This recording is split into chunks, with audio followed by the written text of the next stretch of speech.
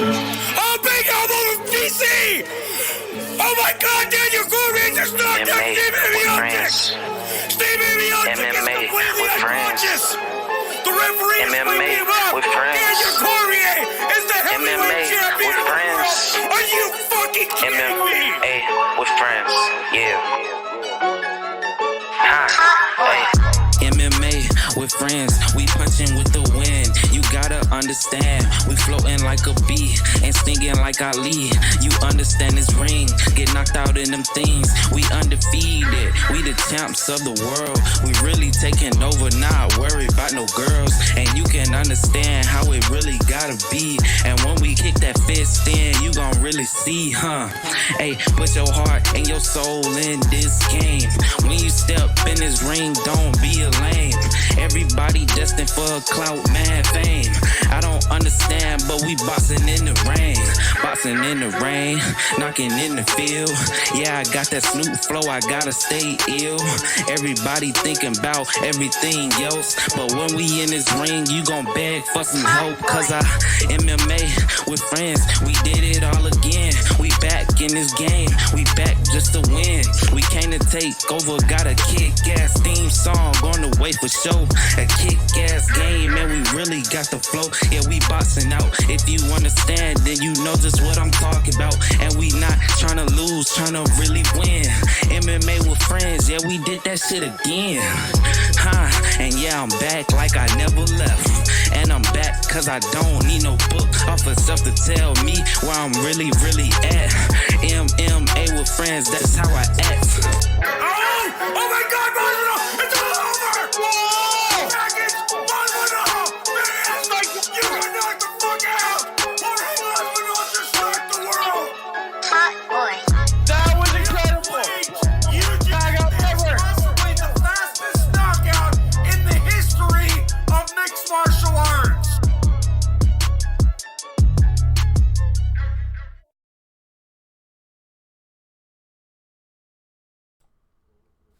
Hello everyone, we are live. Micah Fights with Friends.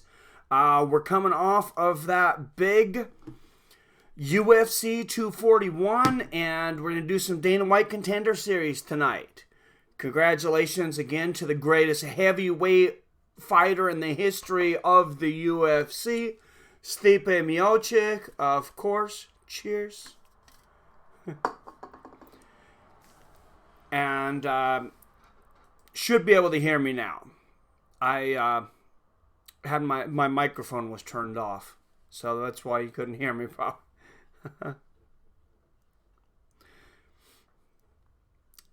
So another good week. I mean, the last 3 weeks on Dana White Contender Series have just been like, holy shit. Flying knee knockouts, absolute wars that, you know, could have been probably the 4 spot on any pay-per-view or the co-main event of a UFC fight night. And these guys, they have not even gotten started in the UFC. So really, really good fights. Especially, like I said, for, you know, all the pressure that's on them. Mallory Martin, she's been in Invicta FC and the LFA. She's fighting tonight. A lot of people are really big on her. That's a name. A lot of people are telling me this is a name to watch in women's MMA. She's fighting tonight. There has been several big names in this, though, that have came along. Well, or people have said that, hey, they're big names. Really watch out for this person coming forward. And then they've done really well, or they've gotten knocked out. And it seems like it's been about 50-50. So the matchmakers have done a great job on this, as always. If I have any critiques for the UFC, which, of course, I have at times, but I can't critique their matchmaking.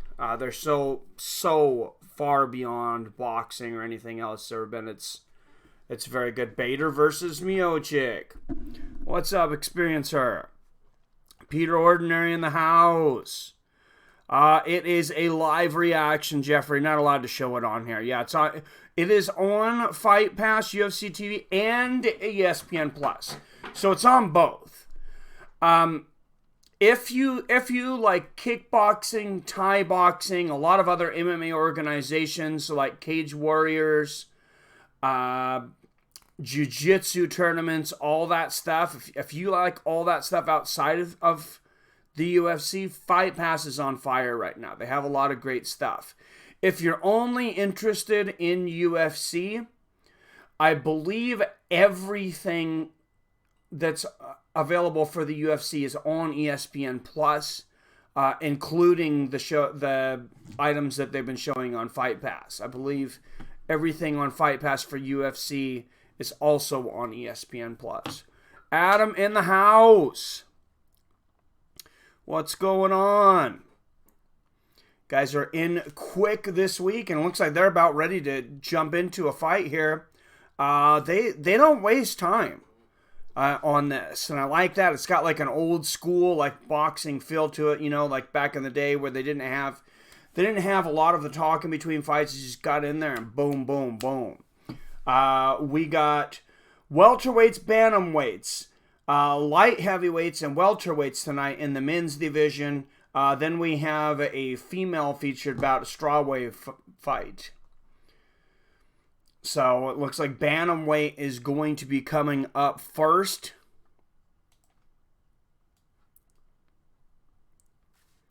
Here very quick. Ricky Steele 5-0 versus Phil the Hitman Caracappa 8-0. So yeah, the bantamweight division, they could use a few additions. We had a really good bantamweight on this UFC 241. And actually, I'm thinking UFC Uruguay was a good bantamweight. I can't even think of the guy's name right now. He was the only Uruguay fighter, and he fought Ricky Bandejas and kicked the shit out of him.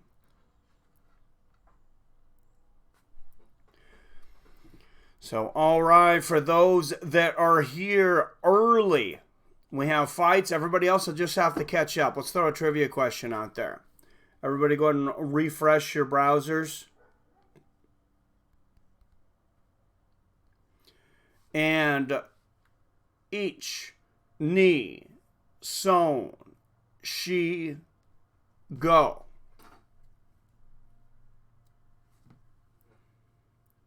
All right, first question, get you warmed up. You guys, this might be a speed test. Who was the youngest UFC champion ever? Who was the youngest ever when they won a UFC championship? Any weight, out of any weight class. Any and every.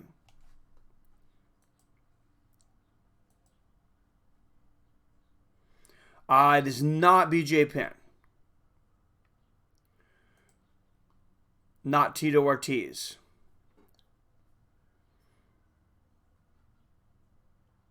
Zoltan, what's going on, Zoltan? It is John Jones. You are correct, sir.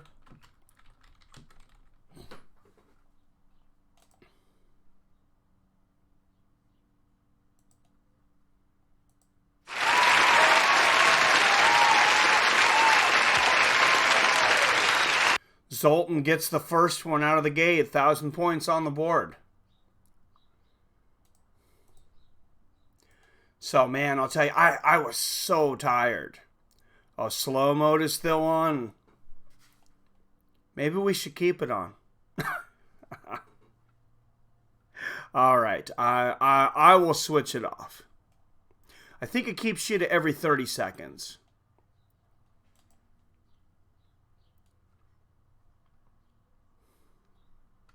Thank you. Yeah, because I forgot I put that on there. It says, yeah, limit post every 30 seconds.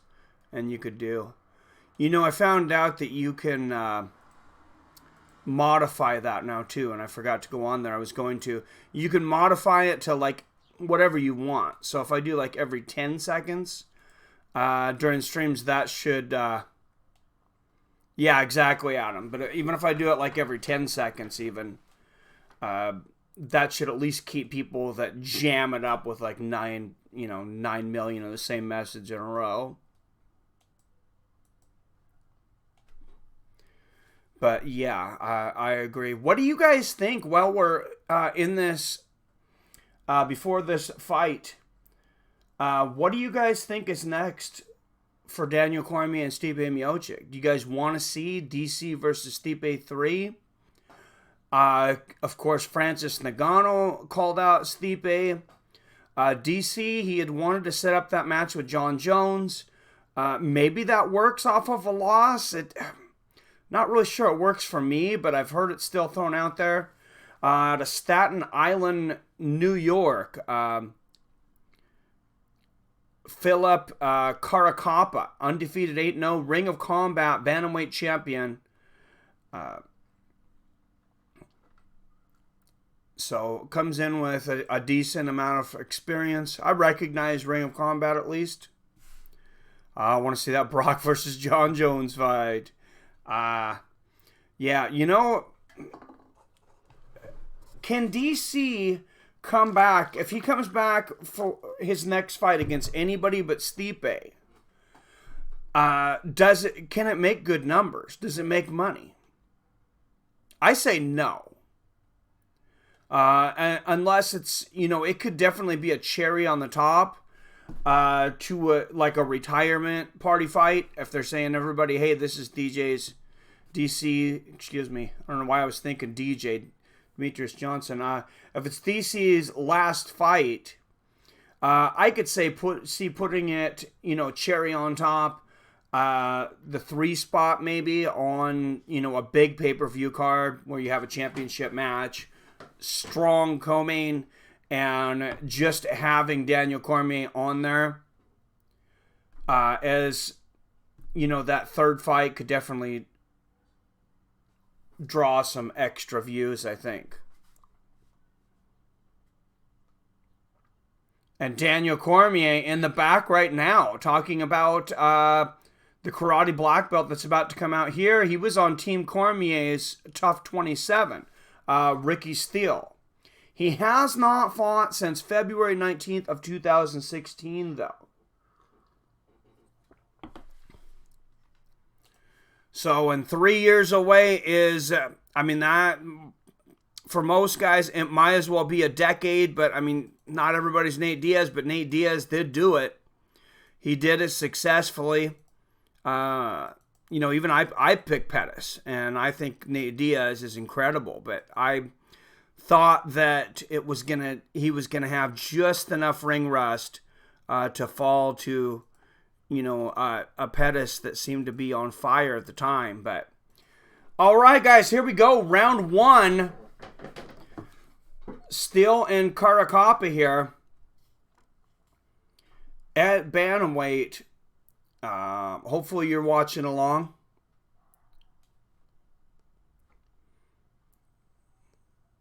Oh, and I'm going to pause it and get my time clock right so you guys have it. Sorry about that. I thought it was on here, and it was not.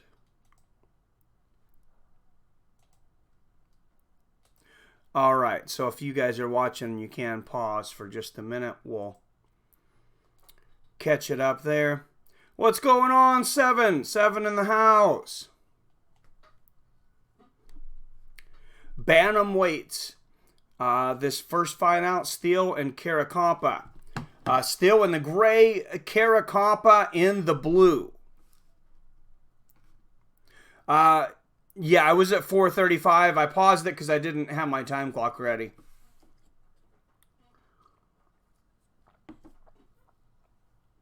Oh, flurry from Caracappa. Most of that misses. Lands a left hook there at the end. Nice body kick there from Steele. And then a switch kick. Front kick from Caracappa. Caracappa, he's very busy. He's missing a lot of these shots, though. Steele's blocking a lot of these shots.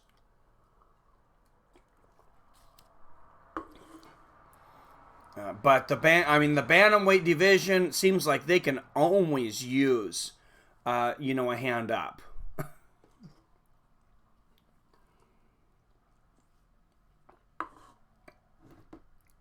They got, of course, their the guy trying to become the first transgender champ or something. I'm not sure what the hell is going on with that guy, but I think he might be crazy.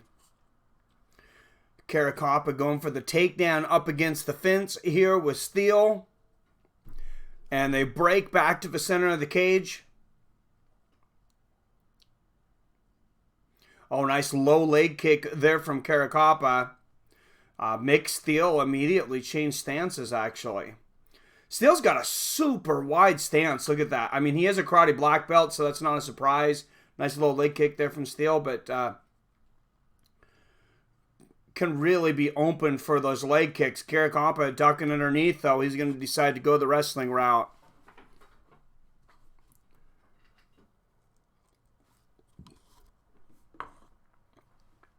It's Ma'am.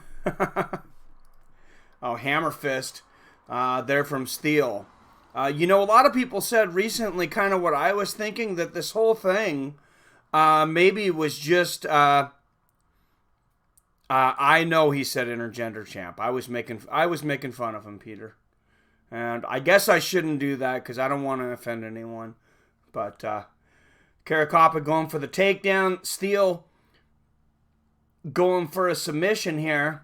Pushing the head down of Caracappa. Nice elbow there from Caracappa up against the fence.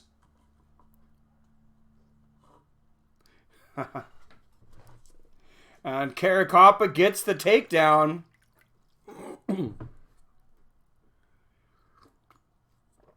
Guess he doesn't want to fight Max. Well, a lot of people were saying maybe he's just really bad at flirting and he likes Valentina Shevchenko.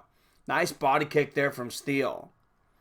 Because, I mean, damn, you talk about a power couple. I mean, if Shevchenko, you'd have to put up with that cringe all the time. But if she just wants to, you know, make babies with another super athlete, they could spit out some pretty damn athletic children. Front kick to the body there from Steele. Side kick to the knee. These guys, I don't get the feeling that these guys are pushing themselves like they're fighting for a championship. Hopefully they open up later in this. Front kick from Steele and a low leg kick lands there. And Caracappa throws a big flurry again, but everything's short. Clearly Pseudo's a virgin. I heard that Colby Covington lent him a couple of his prostitutes a few UFCs back, but I can't substantiate that rumor. Caracappa gets the takedown in the open guard of Steele. Steele logs an elbow from inside. So far, neither one of these guys doing, you know, anything that's going to impress Dana White as far as getting a contract. Oh, and Caracappa gets the back here, though, with 30 seconds left in the round. He's got the backpack. Steele sliding him off at an awkward angle here. I don't think Caracappa... Oh, and he just slams him to the ground. And now he's in Caracappa's guard again.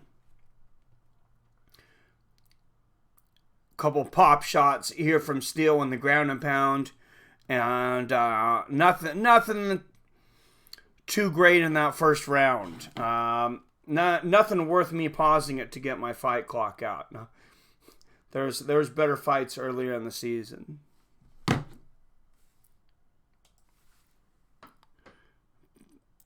But that means we'll pretty much jump right into the next round, though.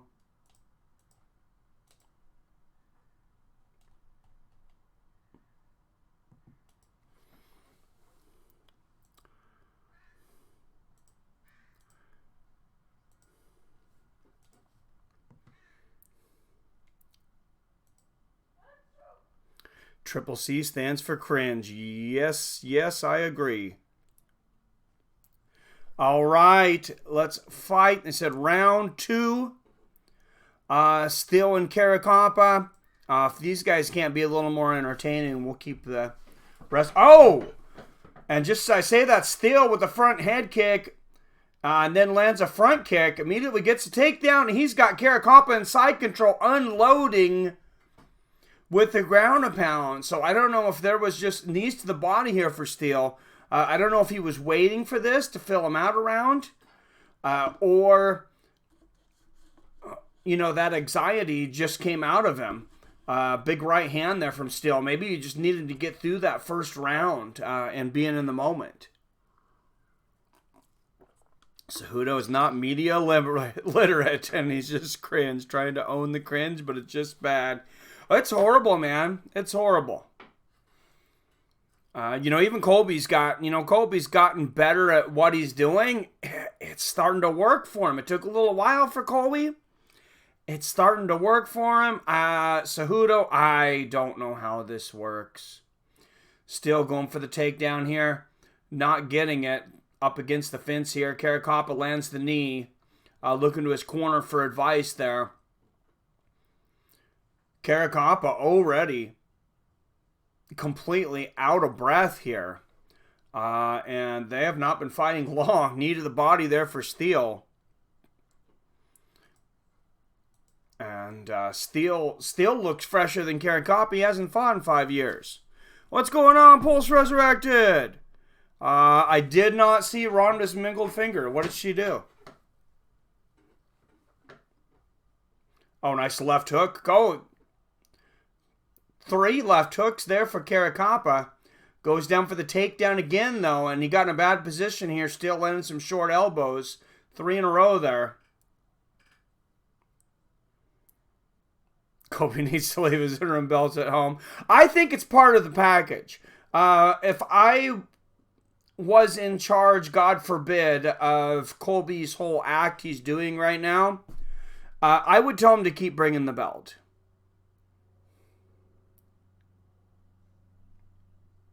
What? Her whole finger? I did not see this. What the fook? Are you messing with me, Pulse? That's what I'm doing. That's crazy. Damn.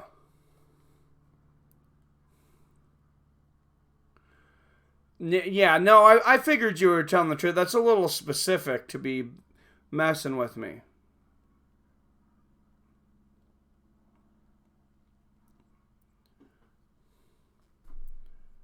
Oh, boat door. Oh, nearly severed finger shooting. 911. Nearly severed her finger shooting.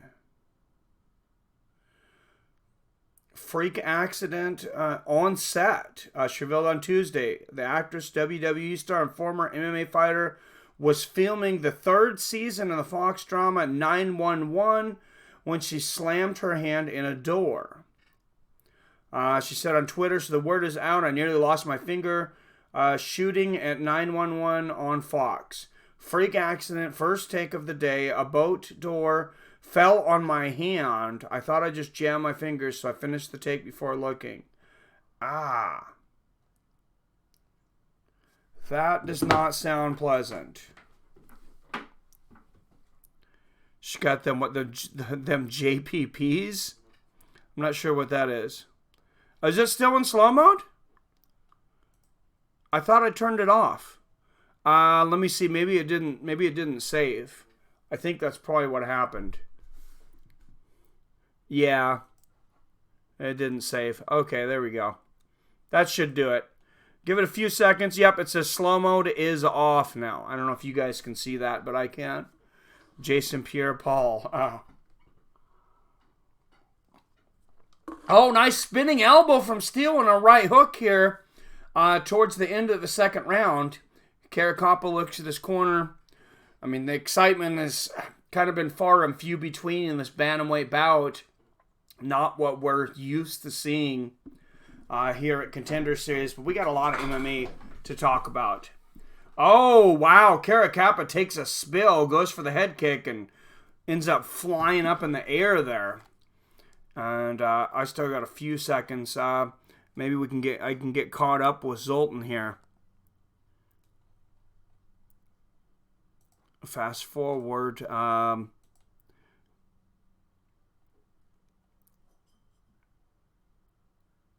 few more seconds here.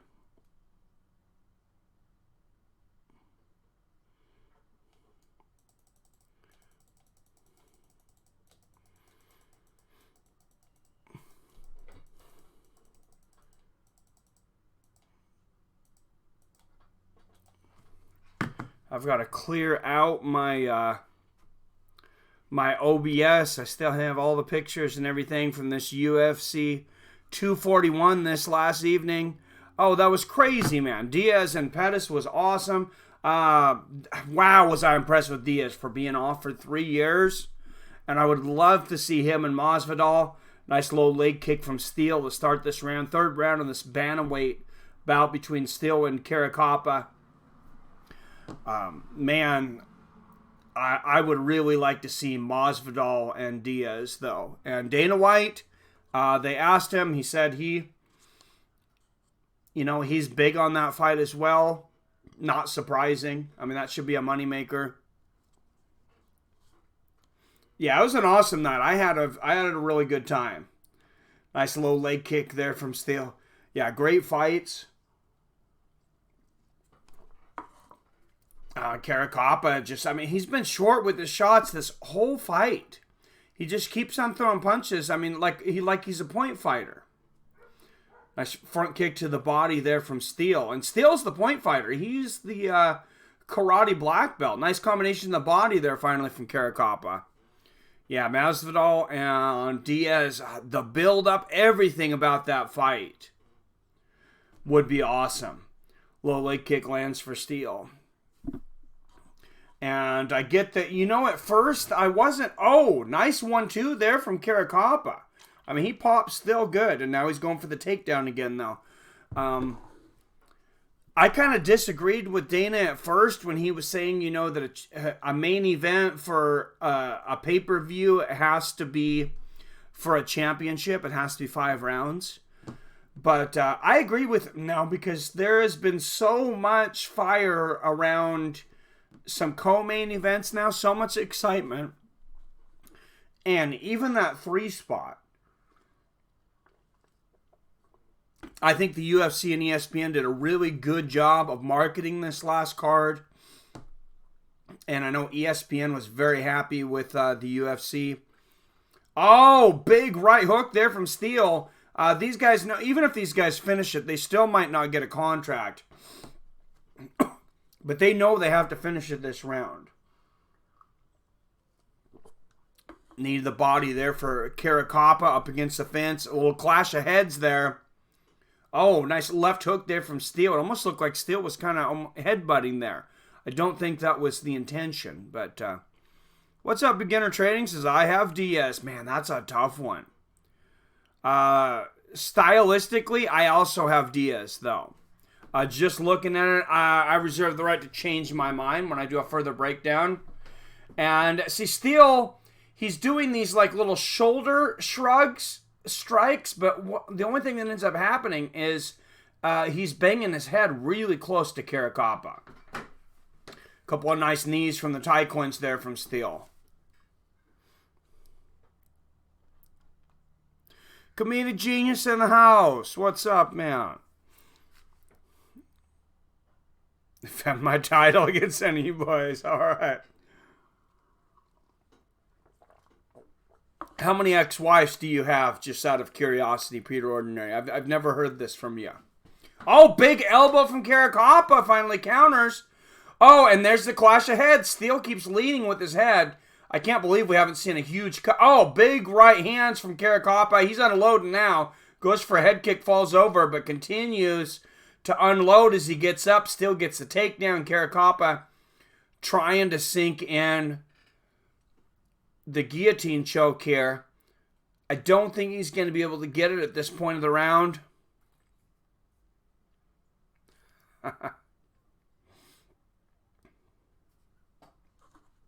0. All right. Yeah, I don't have any ex-wives either, but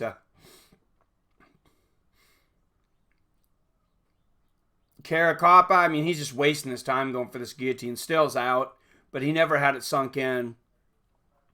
And I think time's going to go out on this first fight. Kind of disappointing. I don't expect either of these guys to get contracts. Still landing some shots from the top here. Maybe I'm just spoiled from UFC 241 from those fights, but I wasn't real impressed with this fight. elbow from the top there from Steele. DC versus Stipe, best 2 out of 3. Go Uncle Dana. Yep. I would love to see it. I think it's a great fight, Chris Jackson. I think this fight was more indicative of both men's skills. I think Stipe, he got caught by a shot that he wasn't looking for. And he was honest. I think he wasn't prepared for the striking of Daniel Cormier in that first fight. I just think that he didn't expect Daniel Cormier to ever do that. And generally at that level, I mean, you're ready for anything coming.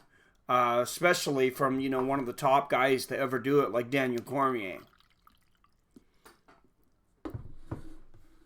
DC versus... I'm glad the consensus seems to agree with some of us the other night. And then as Ramirez should have won. Yeah, a lot of people were saying Romero. I thought it was a close fight. If you remember, I actually called it for Costa. I said I needed to watch it again. I still have not watched it again. That much booing and everything from the crowd. I really do need to watch it again. And commentating can be distracting. I have went back and watched a fight before and maybe had a little different feelings about it afterwards. Dana said he thought Costa won the first 2. Romero won the third. I mean, I think that's the right thing for him to say right now. I'm not saying that I don't believe him. But it's not a bad thing to say because, I mean, you just had a great fight of the night, incredible bout. And Paulo Costa's, the young up-and-comer that hasn't gotten a title shot yet. He knows Yoel has been there twice, and it's going to be hard to sell that third fight. Romero got robbed, most fighters agree. I thought he got robbed worse against Whitaker.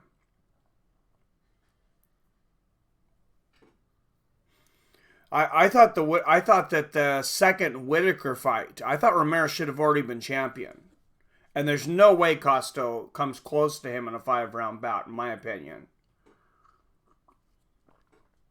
Well, this garbage fight's going to end up being a split decision. I don't think it's really going to matter, though.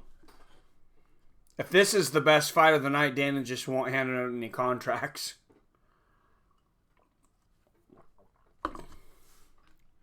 Do I think Yoel was a dirty fight? I don't know. I mean, put him on a scale, I guess. He's not the most clean fighter ever. At the end of the day, it's a fight.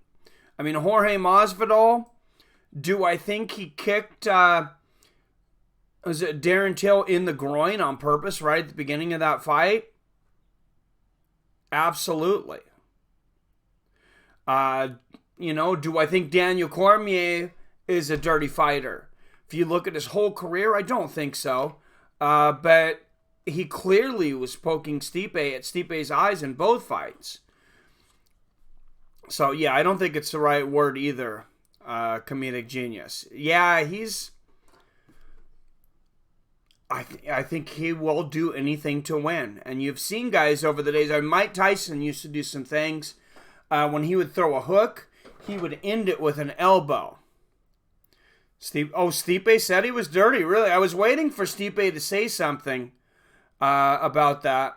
Didn't say what he did, but called him dirty. Yeah, I was waiting for him to say something about the eye pokes, and then I never heard it, so I must have missed it.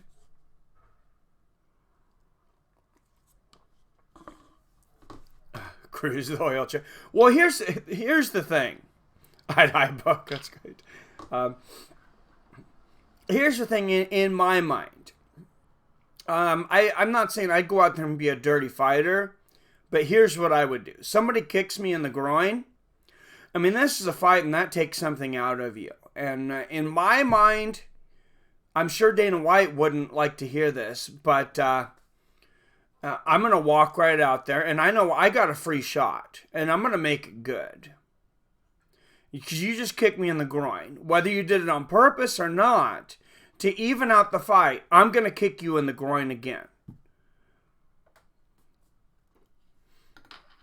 an eye poke, whatever it is, whatever advantage you got unnecessarily that you weren't penalized for, I'm going to make sure and even the score. And I think that's fair. Not sure all the fans would agree with that, but I always grab the fence. There's been a lot of fence grabbing lately, and no points taken away from it. I wonder if fighters and camps are taking note that of how much other fighters have gotten away with it, and there's been no points, and they're like, hey, if you're getting taken down, go ahead and grab the fence. Go ahead and take a handful of fence a couple of times. You're probably going to get a stern warning, but we think you can get away with 2, and we don't think you're going to get penalized. So, I mean, probably not. Nicole Desegne warming up in the back. She's 7-2, 3 first-round finishes. She's taken on a girl with a lot of steam behind her, coming off a knockout of Anna Nichols. She's got a record of 4-2, Mallory Martin, but she is 3-0 in her last 3, with victories in Invicta and LFA, which of course LFA has kind of been the recruiting ground for this Dana White Contender Series. Yeah, the thing against Kennedy, that was pretty shady. I will say, I went back and watched it, and I was like, yeah, I just can't justify that. When he had, an excuse for it when he was on the Joe Rogan podcast, with Joey Diaz translating, but yeah, it was dirty. That's true. The committee just gave everyone staff. Jesus.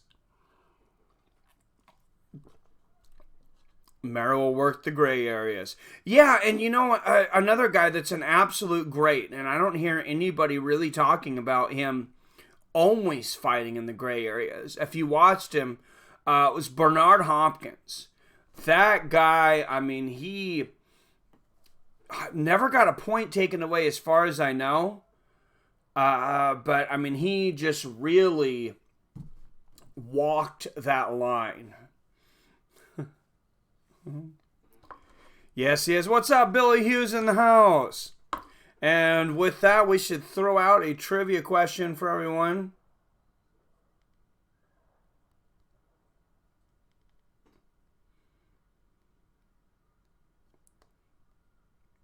Go ahead and refresh your browsers. And each knee, Son, Shi, go. Yoel versus Anderson Silva is a fight to... Oh, I think Yoel has got a lot more left than Anderson Silva, unfortunately. Anderson Silva, one of my absolute all-time favorite fighters, but I have not considered him an active fighter. Actually, for a couple... I haven't considered him an active great for a while. I mean, if he wants to keep on fighting, that's his business. I mean, I don't see any reason to tell him that he needs to stop. He's just not what he used to be. You always hated Silva. What's wrong with you, Peter Ordinary? Anderson should fight again. It should be someone also old like Yoel. Yoel versus Anderson. I'm listening. It could be interesting. I think Yoel would steamroll him. And I really don't want to see Silva get destroyed like that. Come on, Taco Bell Internet, I'm ready. Oh, that's great. All right, here we go. This future champion, would-be future champion, walked into a boxing gym at 12 years old, weighing 190 pounds of muscle, quickly became a fierce challenger. Legend has it he came in 190 pounds, 5'10", at 12 years old, and immediately started knocking full-grown men down. Peter Ordinary, you are correct. It is Iron Mike Tyson.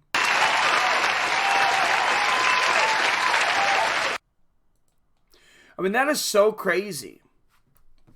And I've thought about that. When I was going to make trivia questions today, I kind of thought about that in a different light, with a little more experience. I've been pretty entrenched in the fight world for the last couple years, and I look at these fighters that are fighting, 8, 9, 10, 11, everything we know with CTE, development, and all these things. And, all right, see ya, Adam. Thanks for coming in, man. Have fun playing poker. Everything you see, and I wonder, starting at 12 years old, did that have any effect on the length of Tyson's career? Because remember, his prime was such a short candle. I mean, it burned out, and he really had 5 prime years. He definitely beat some good fighters outside of his prime, but it was really those 5 years. And it sounds like a lot of overtraining now. He would admit that now. Nicole DeSigny, former IMMAF world champion, 2 wins by knockout, 2 by submission.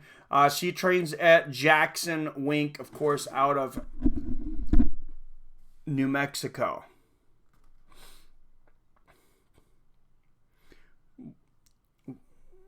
Would have said no, but all we know medically, yeah, it did.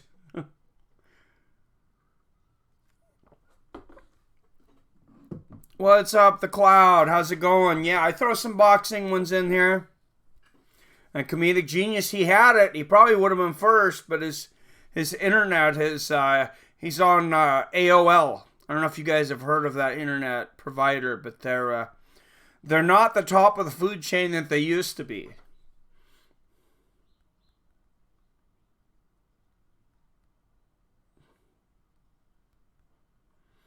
Now, before you told me, Comedic Genius, I didn't even realize AOL was still around. Mallory Martin, 3-fight win streaks, all finishes, finished 3 of 4 wins, 2 by knockout. Biggest favorite on the card at a minus 305. That doesn't mean a whole lot during these Contender Series because there's been a lot of big upsets so far. I mean, my crazy neighbors are out there lighting off fireworks. It's August 20th. They're still lighting off fireworks. They never stop. Walking over to Arby's. Oh, jeez. There you go.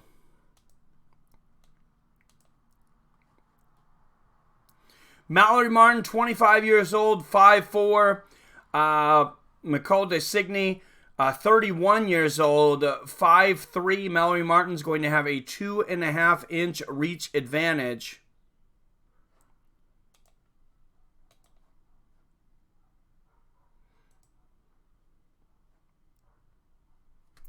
Like I live where? In the chat room?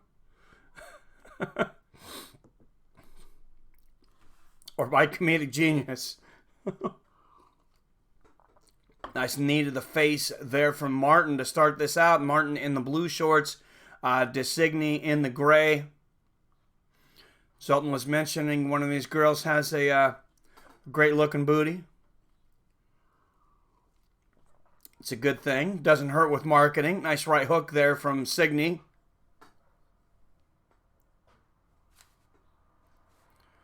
1-2 there from Martin. I have a feeling this is going to be a much better fight than the last fight already. Couple of straight left there for DeSigny. Apparently DeSigny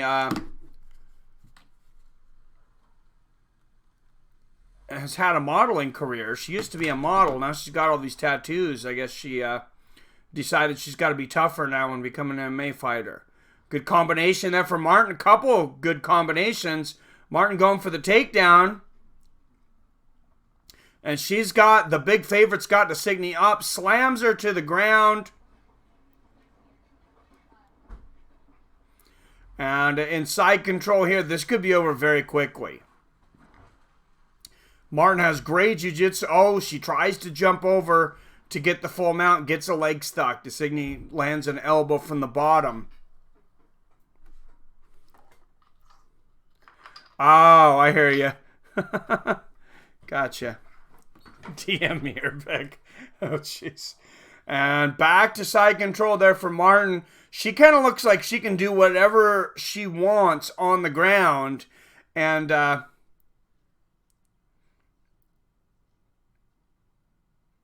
Peter Ordinary wants Martin to do whatever she wants with him on the ground. Martin passing guard here. Oh, very close. Well, she's got one leg left across, but she can definitely strike from here. Lands a couple of shots. Nice short elbows there. I think DeSigny's got the better back half, even with all the tattoos. Big right hand there. It's Mallory Martin.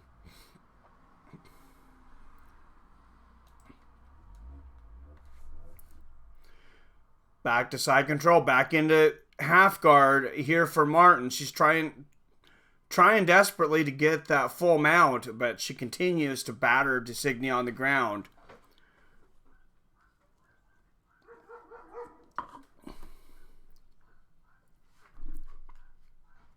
Nice left hook there from Martin on the ground. Oh, big elbows from Martin and DeSigny. She's flopping around like a fish now. Couple of pop shots as DeSigny gets up. I thought Martin might get the backpack there, but DeSigny, while Martin was busy throwing those shots that weren't the most powerful, DeSigny used it to that time to stand up, and she was able to get up. So might not have been the best idea for Martin, but I have a feeling she's going to get DeSigny right back down.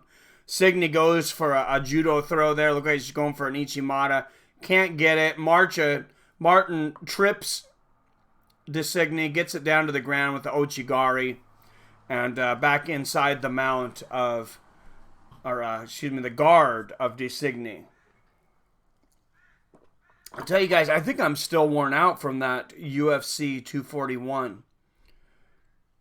My words are not sharp today. I'm not saying what I'm trying to say.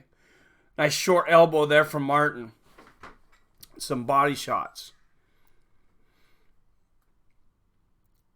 And she's just, continuing to throw the ground and pound on the ground. DeSigny's really got no ground game whatsoever from what we can see. So she does stand up here. Martin going for a guillotine, though, and this looks pretty deep. She lifts her off the ground with that guillotine. Oh, DeSigny doing everything she can, and she whips herself out. That's impressive just by strength. No technique at all there with DeSigny. She basically slung Martin around with her head and neck. I don't think you want to do that a lot, but she's out. Nice straight left there from Martin. And good first round for Mallory Martin. What's up, Eagle Everett, Crimson Tide? Ricky Shivers has not fought yet. He is not on this week. Ricky still fought.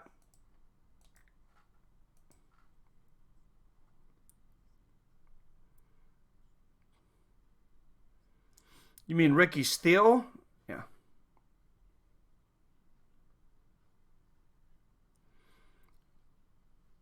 Some proper water. Oh, Jesus, comedic genius. Oh. Yeah, you definitely need a strong neck. She got out of it, yeah. I mean, whatever works, man. That was freaking... I'm impressed.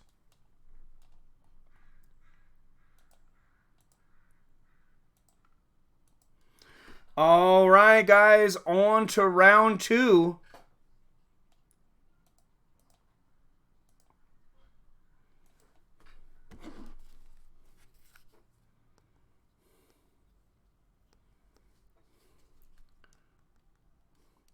Couldn't tell. I think it's the tattooed lady. I think it's DeSigny, but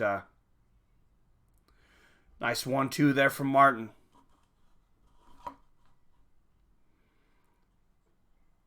Front kick to the knee lands for DeSigny. I think DeSigny, she looks like she's Comedic Genius's type. She looks like she likes it rough. Nice jab and a right hook there from DeSigny. She looks like you would let you explore your manhood there, Comedic. Couple nice shots there from DeSigny. Oh, nice right hand off the jab from DeSigny. Snaps Martin's head back. 1-2 for Martin. Of course, I said DeSigny, she's about a 4-1 underdog. And DeSigny getting the better of Martin on the feet here. Lands 3 jabs in a row. Oh, nice 1-2 there from Martin. Her shots are much more crisp, and she looks a lot bigger than DeSigny to me. I'm not sure how much weight she cuts. Oh, nice front kick to the face from Martin. And she finishes fights. Which, you know, it's not as common in female MMA as in male MMA right now.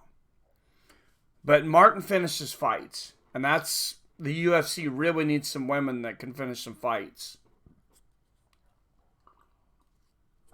Oh, nice left hook from Martin. 1-2 back from DeSigny. 1-2. Goes any closer to my friend. They shooting fireworks at you?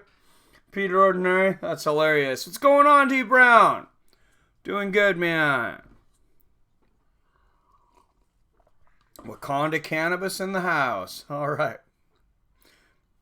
Overhand right from DeSigny. Martin blocks that. She's got bad intentions on those shots. Nice left hook lands for DeSigny. She's loading up on every shot right now. DeSigny lands it. Oh, front kick to the knee and a big right hand lands for DeSigny. Martin's like, I'm going to take this back down. I'm getting popped right now. Don't want to hurt my hands. Oh, Jesus. Oh, that's funny.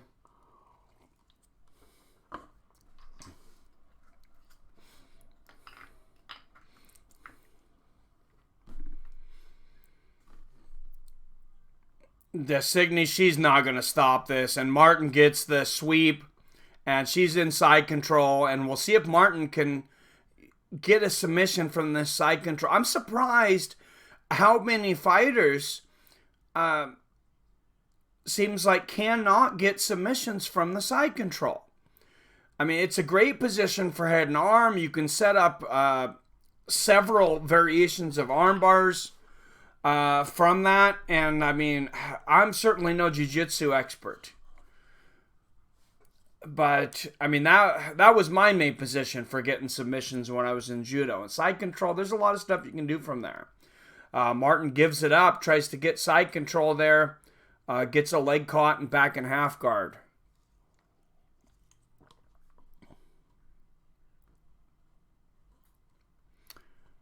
Way to go, comedic genius.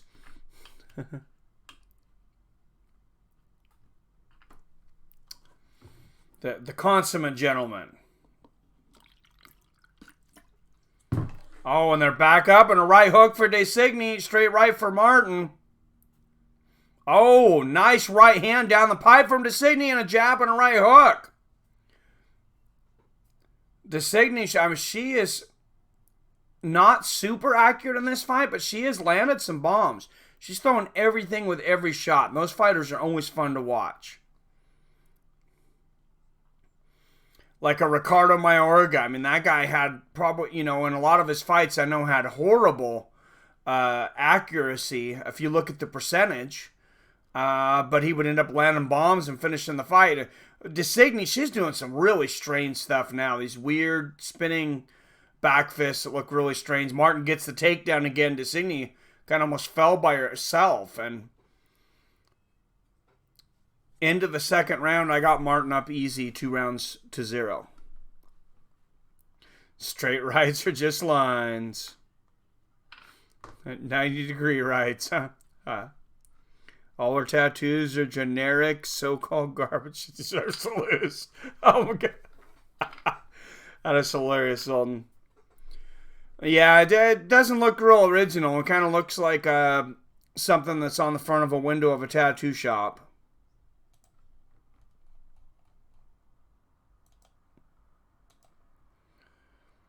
But I don't have a whole lot of tattoos myself. I'm not an expert. And this is interesting. They were icing Mallory Martin's stomach for most of that round. They had the ice bag out, but the only place they went was her stomach. So I wonder what's going on there. That's very intriguing.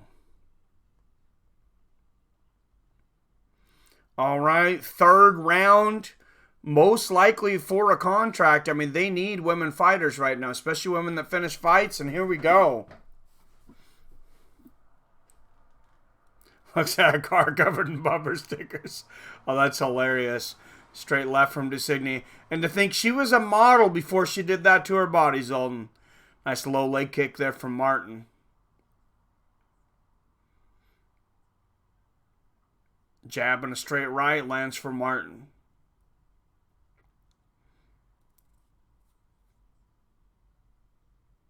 Yeah, I'm not the right guy to ask. I'm not... Nothing against it, but like, you know, the green hair and the covered in tattoos, just not my style. That's right hand and a left hook lands for Martin. Just think about Diaz not knowing who Colby is. Oh, he knew who he was. He was seeing him in the crowd. I thought that was great, though. I thought that was a great answer. Jab and right hook and another right hook from Designy, 1-2. She's starting to light Martin up a little bit here in this third round. She started getting more accurate towards the end of the last round. And now she's really bringing it. Nice 1-2 from Martin, but Designy just keeps throwing bombs. Oh, knees to the body from the clinch there for Martin. Oh, and Designy going for a tie clinch there. Lands a knee in the head. Oh, nice right hook there from Designy, but Martin easily getting the takedown again. Just Designy, there's nothing Designy can do to stop those takedowns when Mallory Martin decides to take her to the mat. She's decent at popping back up, though. She does there for a minute. Martin slings her back down. Martin looking to get hooks in here, though. She needs to wrap her other right leg around. There, she's got it. And this might be the beginning of the end here for Designy. Martin starting to soften her up with ground and pound here. Landing everything. Looks like she's looking for that rear naked choke.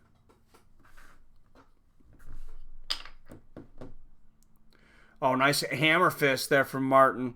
Sultan says lies. Oh, yeah, he knew. Yeah, of course, everybody knows who Colby Covington is.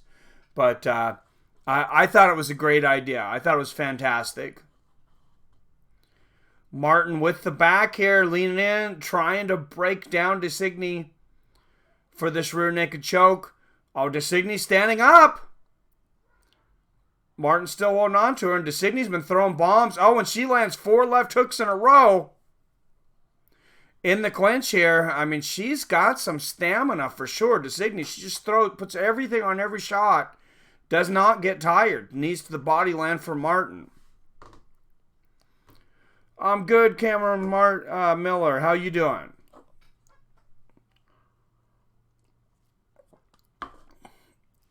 A little worn out still, I think, from Saturday. My commentary's not... I don't feel like it's 100% tonight, but it's a warm-up night. It's a Dana White Contender Series. We'll get it back for this Saturday's event.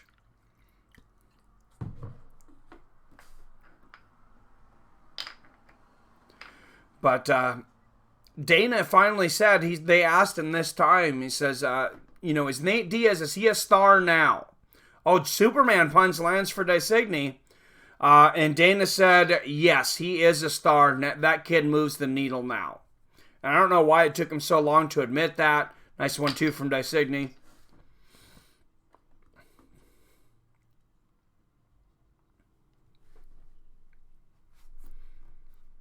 And down to the last less than minute of this round, I have not been real impressed with the so-called prospect Mallory Martin. Jab and a right hook from DeSigny. Straight right and a left hook from Martin. I think she's winning this fight. I think she won the first 2 rounds. This third round's pretty close. Nice left hook lands there for DeSigny. Nice elbow for Mallory. Left hook lands for Martin. DeSigny needs a finish, though. She clearly lost those first 2 rounds. Lands a right hook there. Another big right hook from DeSigny. Martin's not going to... She's not that dumb. I am surprised Martin didn't go for another takedown here, though. But maybe it was because of what Dana White had said. Oh, and Mallory gets a clinch and throws a knee there. Of what he'd said in that fight with Brandon Luffnan earlier during the season, that Dana didn't give him the contract because he went for a takedown with 20 seconds left. Pop in some Blue Chew, huh? Oh, Jesus. Lost to a guy with a 3-year layoff and smokes weed. Oh, jeez. I'm not going to take a whole lot out of one fight, Chris Jackson. As Stipe Miocic mentioned, everybody has an off night. Everybody has a night when you're not 100%. He says, I don't care who you are. And I agree with that. And Pettis, I mean, his demise, if you will, I thought had been wildly exaggerated in the last 2 years. Yeah, he lost a couple of big fights. Twice to the champion, Max Holloway. And the one with Tony Ferguson. And then he was coming off of a big win. A knockout win over Stephen Thompson. Looked like he was good. You know, that 170 was the weight class for him. I don't think you retire off that particular performance.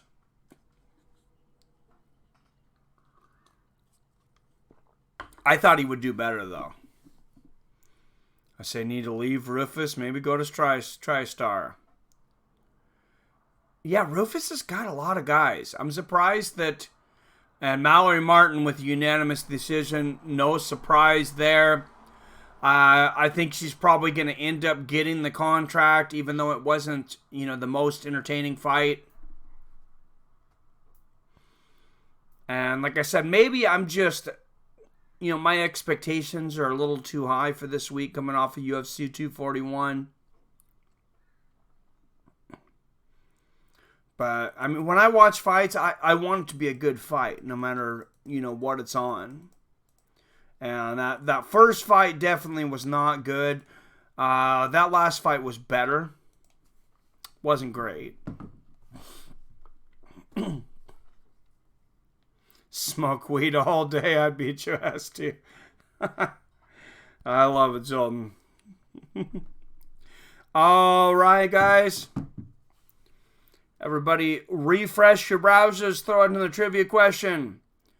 And 5, 4, 3. And on cue, Robert Kerrigan in the house. What's up, Robert Kerrigan? All right. Next trivia question. This popular rapper did an alternate commentary for a season of The Ultimate Fighter. This popular rapper did an alternate commentary for a season of The Ultimate Fighter. Chris Jackson, it was Snoop Dogg.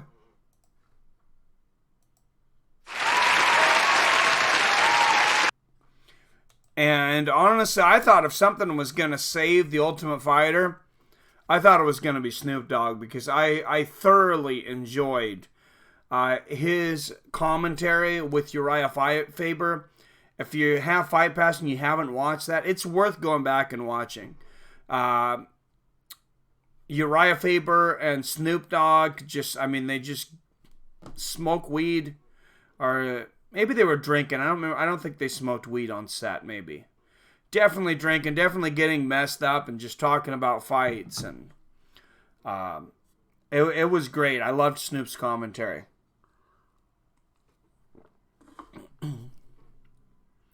And Chris Jackson with 1,000 points on the board. All right. To the second fight here, they got the interview here, so I'm going to throw another trivia question out there. Not Tyron Woodley, no.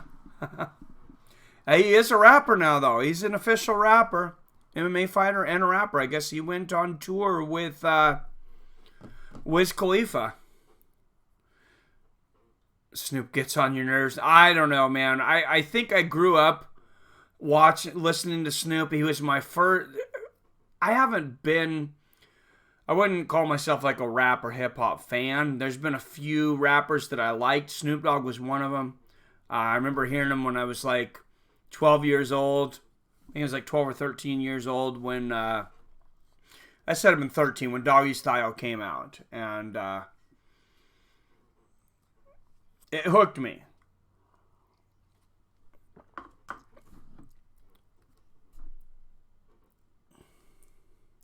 All right, next trivia question. Yep, Doggy Style. This current champion recently did a dance following his latest victory and said afterwards, I don't know why they did that. Why I did that. I'm dumb. I'm an idiot. Nice, Peter. Wow, that was quick. Peter Ordinary with the Stipe and Chris Jackson right after him.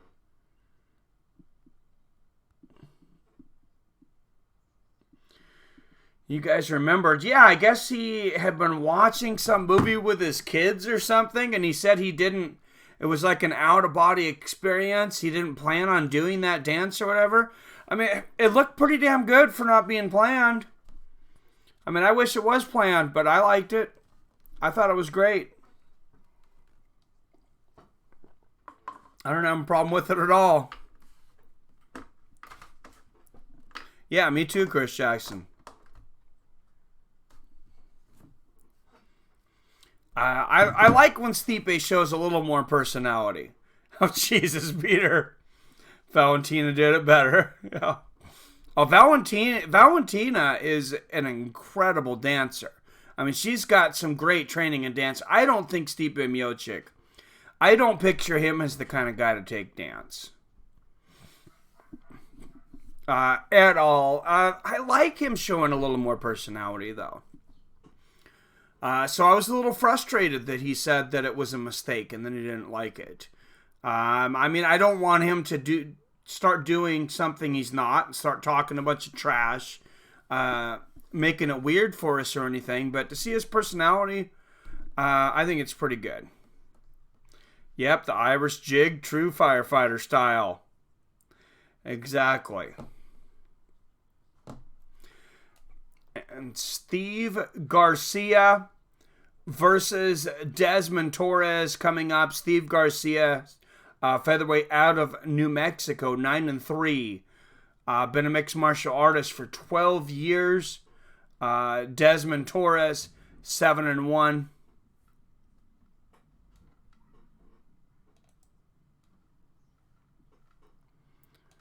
Desmond Torres, just 22 years old.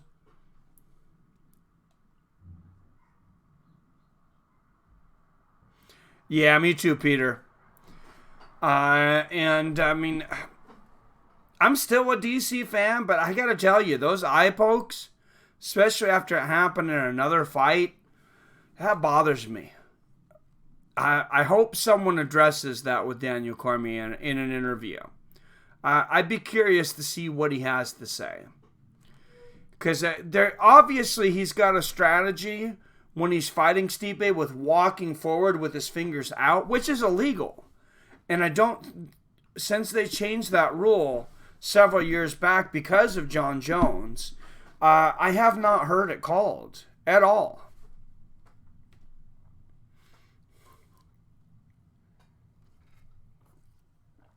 I haven't even heard him, give a warning. And that's why I don't know that it's ever going to happen. But I really would, at least in the near future. I think it will happen eventually. But a restructuring of the point system in MMA and away from the 10-point system, not because it's in boxing. I don't have an issue with it in boxing. And if MMA, if these guys were fighting 10 and 12 rounds, it would be much different. But with 3 rounds, you have to be pretty egregious with most referees to get any points taken away. But like I said before, if you land 1 and maybe even 2 low blows, you did significant damage to your opponent that was illegal. It is a big advantage in the fight, and your opponent hasn't gotten it back. There's no way for them to get it back except for to go out there, like I said earlier, and kick them in the groin back, or to have some way of taking away a small amount of points that's, a smaller percentage of points instead of taking away an entire round out of 3. Could go for a low blow, so to speak. Oh, jeez.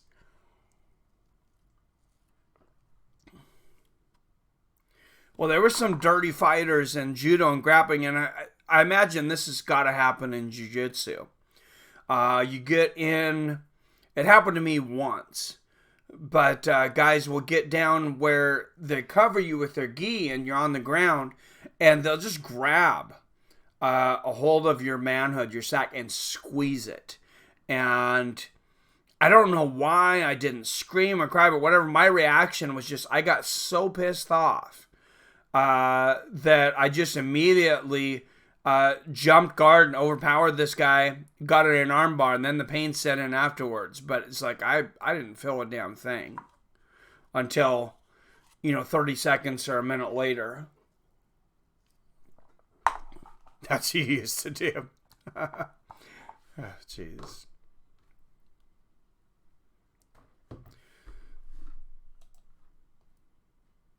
So, and here goes Desmond Torres.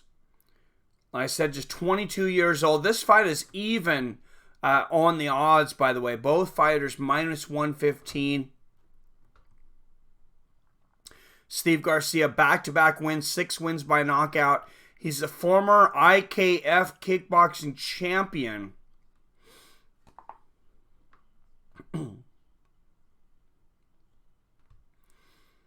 And there's Steve Garcia's wife clapping, sitting cage side.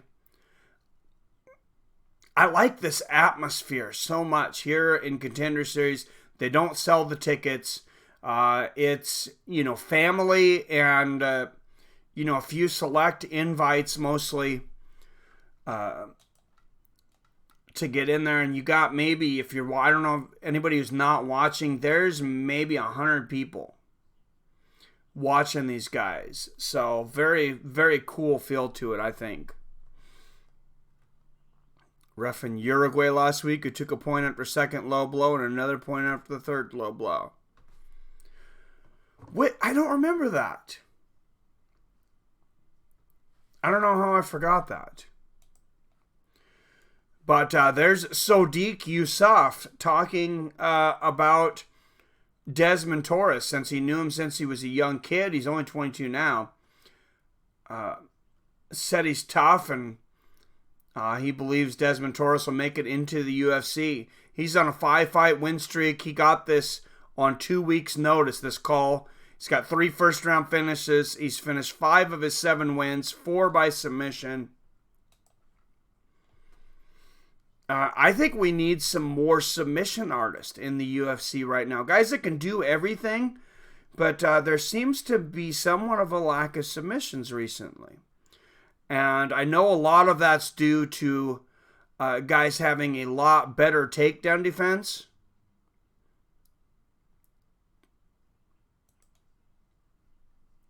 Than maybe back in the day. Oh, I kicked the fight clock off a few seconds early there. Desmond Torres, 22 years old, 5'6". Steve Garcia, 27 years old, 6 feet tall, came in 4.5 pounds heavier. I'm not sure why that was allowed.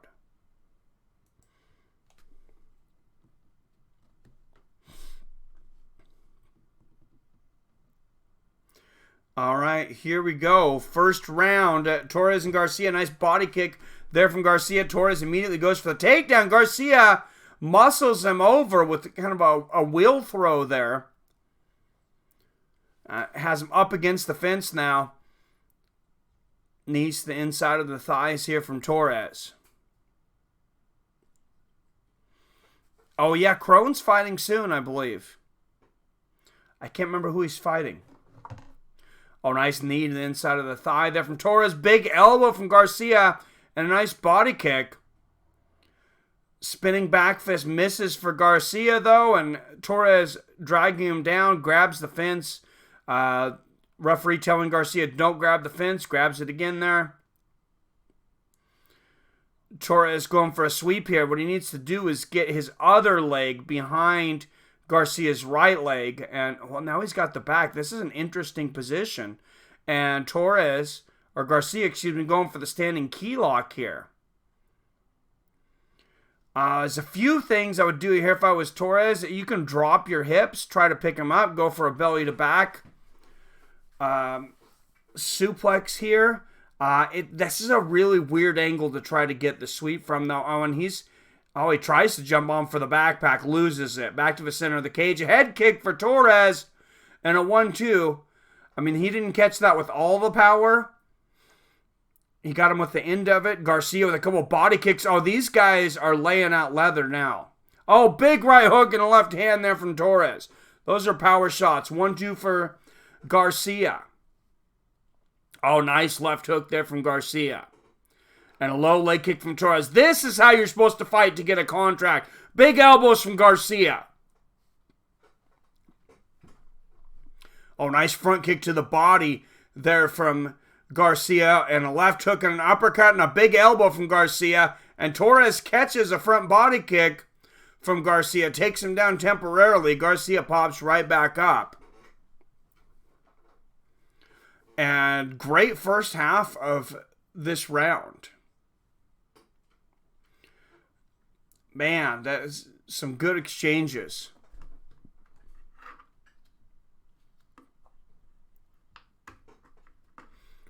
And they take a little rest here.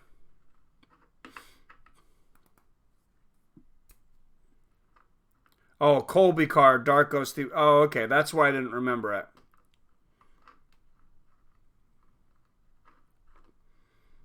Oh, nice knees to the body there from Garcia. Torres trying to get Garcia down. Not lowering his hips low enough, in my opinion. Now Garcia trying to get the takedown. He drops immediately down below the hips of Torres. Doesn't have it yet, though. Got his hands on one leg there. And Torres going for the Kimura here.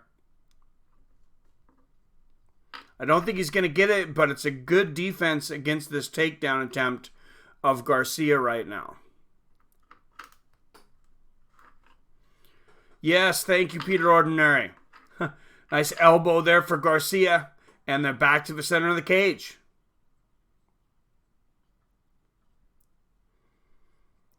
Garcia pumping that jab out there. Front kick to the body lands for Garcia. Oh, a nice right hand. Body kick lands for Torres. I mean, Torres at 22 years old, if anything's there, I mean, he could have a long career in the UFC. Nice right hand from Torres.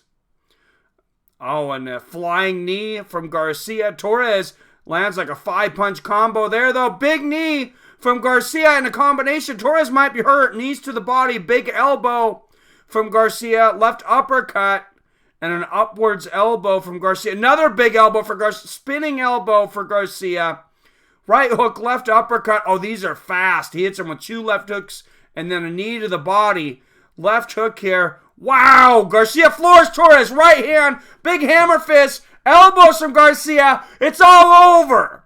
Wow. What an explosion of energy from Steve Garcia Jr.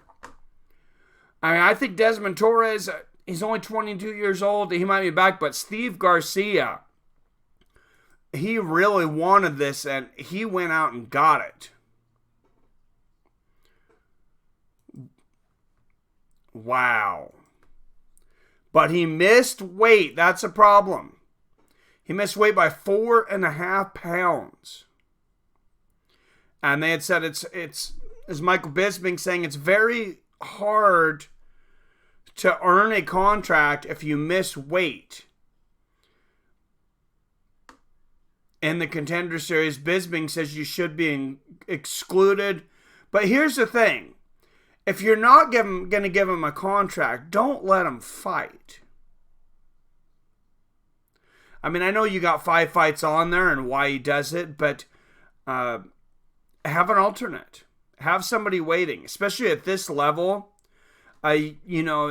Chances are very good that somebody's going to miss weight.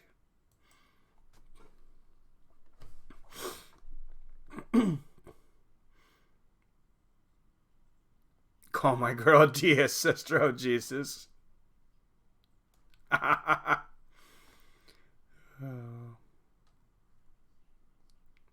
Yeah, I still think that the UFC should take him. Zoltan, they should kind of do something. I don't know what you do about the missing the weight, but I think you still take him. Here's what I would do if I was Dana. So the UFC on these fights, they have, if they don't give him a contract tonight, and he was a winner by TKO 435 of the first round. And coming out of Jackson Winkleman, you used to never see Jackson Winkleman fighters miss weight, and he loses by 4.5 pounds. I mean, some of that's on, some of that's got to be on the guys around him too. Feed him to Romero. Jesus, I don't know about that. No, what I would do is they have 30 days to make their decision, and 30 days before Bellator or PFL or anybody else can take them. That's something you sign when you go into the Contender Series, that for if the UFC doesn't sign you on the night, they have 30 days to change their mind and come back and sign you. If I was Dana White, I might make him sweat a little bit. Maybe on day 22 or something, you give this kid a call. Maybe 15.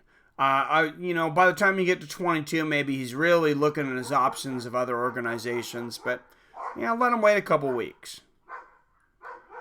Steve Garcia moves to 10-3 on a 3-fight win streak. Let's throw another trivia question out there. Everybody refresh your browsers. And 5, 4, 3, 2, 1. This heavyweight fighter is finally getting a rematch from a fight early in the year where his opponent was unable to continue after a wicked groin kick. 15 seconds into the fight, this heavyweight prospect kicked his, I guess you call him a prospect in the organization he's in now. Yep, there it is. Comedic genius. I'm going to give it to him. I'm not as picky as Bill anymore. I've gotten a little more liberal on what I'll take for. It's like, if you know the answer, you know the answer, kind of at this point. Comedic genius. 1,000 points on the board. And that will be this Saturday. And it's actually a really good undercard. Oh, that sucks, Pete Ordinary. Sorry. Arby's internet. Nice. Well, shout out to Arby's. It's actually this Saturday we're going to be doing Bellator. We haven't done a Bellator card in forever. You almost forget those guys are even around anymore. They have been all on DAZN, trying to run cards competing with UFC events, which is just a poor business plan in my mind. I don't know why they were doing that. This week they're doing it on a UFC off week. And it's a good card all the way down to the undercard. There's good fights in the undercard as well. And Bellator undercards, for some reason, they always end up being really good, even if you don't know the fighters that are fighting. I don't know why it is, but I mean they have some super exciting fights. Marcos Brigagoy, 11-0 versus Jamal Poigues, 6-2. These guys are basically even on the odds. And Marcos just 23 years old, 11-0 out of Brazil, 23 years old, light heavyweight. Needs some more light heavyweights. Of course, Johnny Walker came from this competition. He's fighting Corey Anderson here soon. I have no idea who John Jones is going to be fighting next, but could definitely end up with another good prospect at light heavyweight tonight. It looks like they really did some searching on this one, got some knockout power in these two guys.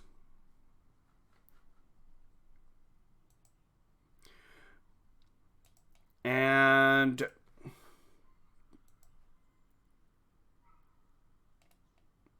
guys, if you end up wanting to do something outside of your work, something you enjoy, whether you want to do it for a career, or if you just want to do it on the side, something like that, YouTube, Instagram, whatever it is, we got a new sponsor, and they're called Fiverr. It's a really cool thing. The reason it's called Fiverr is the business started out, all the gigs on there were $5 a piece. You can still find a lot of them on there for like $15. They'll write you a song. They'll do artwork for you. They will build you a website. Whatever you need done technologically, there is somebody on Fiverr, and they have other things that they'll do as well. Mostly it's stuff online, though. Grow your Facebook, grow your Twitter, grow your internet channel. I mean, it's just a lot of really cool things. So thank you, Fiverr, for being a sponsor. Make sure and check them out.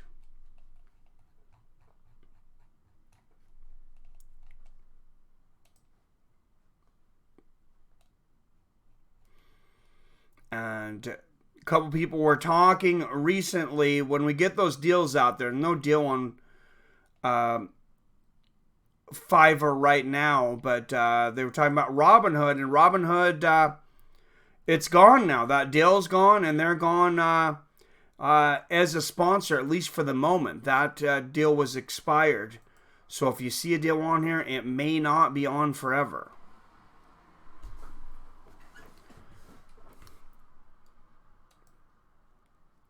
And as always, I need to do some more working out, and I didn't take my Alpha Brain today. Maybe that's my problem. I need to go to Onnit. Everybody needs to go to Onnit. No, I just forgot to take my Alpha Brain today, and I worked on my day off, so I don't feel as sharp as I usually do. 10% off everything over there at Onnit. Supplements, workout material. They have a huge sale going on over there right now on apparel. And it's not just Onnit logo apparel. It's all kinds of different brands and stuff there.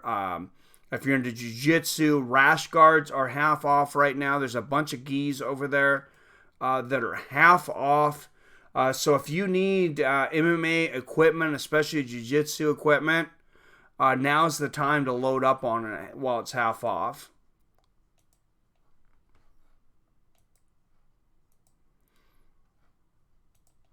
Oh, that's funny as a fighter. This guy, Jamal Poigues, light heavyweight, saying he was called a crybaby as a kid. Was made fun of a lot. And that's a story with a lot of fighters. That they took a lot of, crap from people, and that's why they ended up fighting.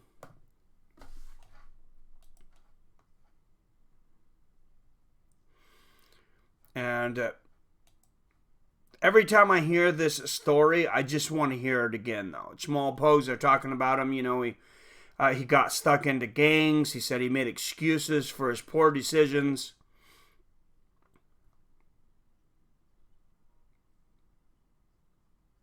Doing drugs. And then he met Big Daddy Joe Stevenson. who is a great guy. He was, I believe, Ultimate Fighter Season 2 winner.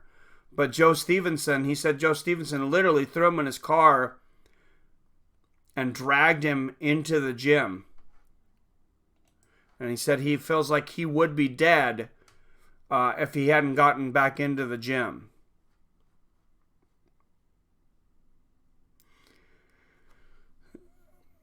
So, yeah, I got my fair share for a while there too, comedic. It's, I'll get a little bit in high school. Some people more than others, though.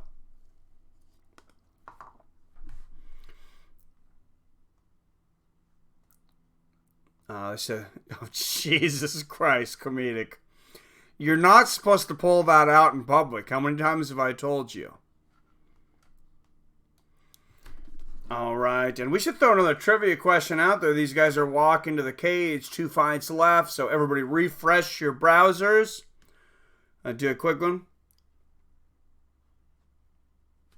And 5, 4, 3, 2, 1.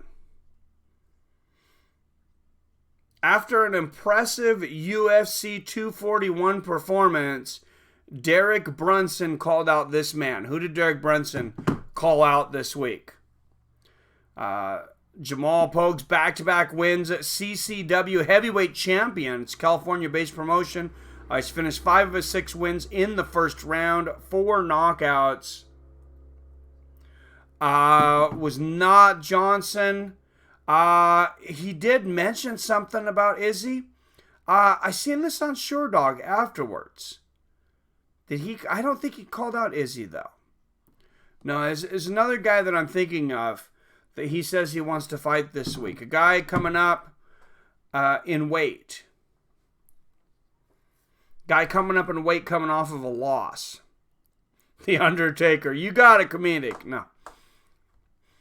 Marcos Brigagao making his way to the cage now.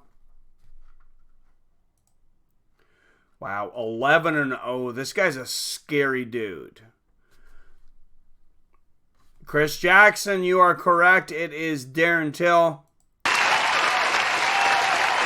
I think that's a good fight. Marcos Brigagao, undefeated, 11-0, 8 first-round finishes. He's finished all 11 wins, 8 by knockout. Both of these guys are killers. They finish fights. They finished a lot of fights quickly. Hopefully they give us something fun tonight.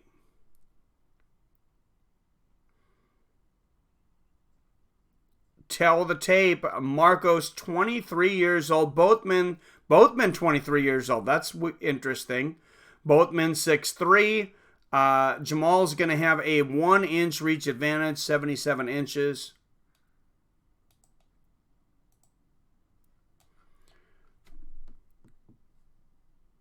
All right, here we go. And the fight is on at light heavyweight. Oh, they're throwing bombs right out of the gate. Oh, wow, bombs from Pogues. Wow, he just landed like 5 huge shots. Nice knee to the body there from Brigo. These guys are not looking to have a long night. What an explosion in the first 15 seconds. From Jamal Pogues, big knee to the body there from Brigago. And a nice elbow. Body kick from Brig. And the Brazilian stalking Pogues now. 4:20 left in the first round.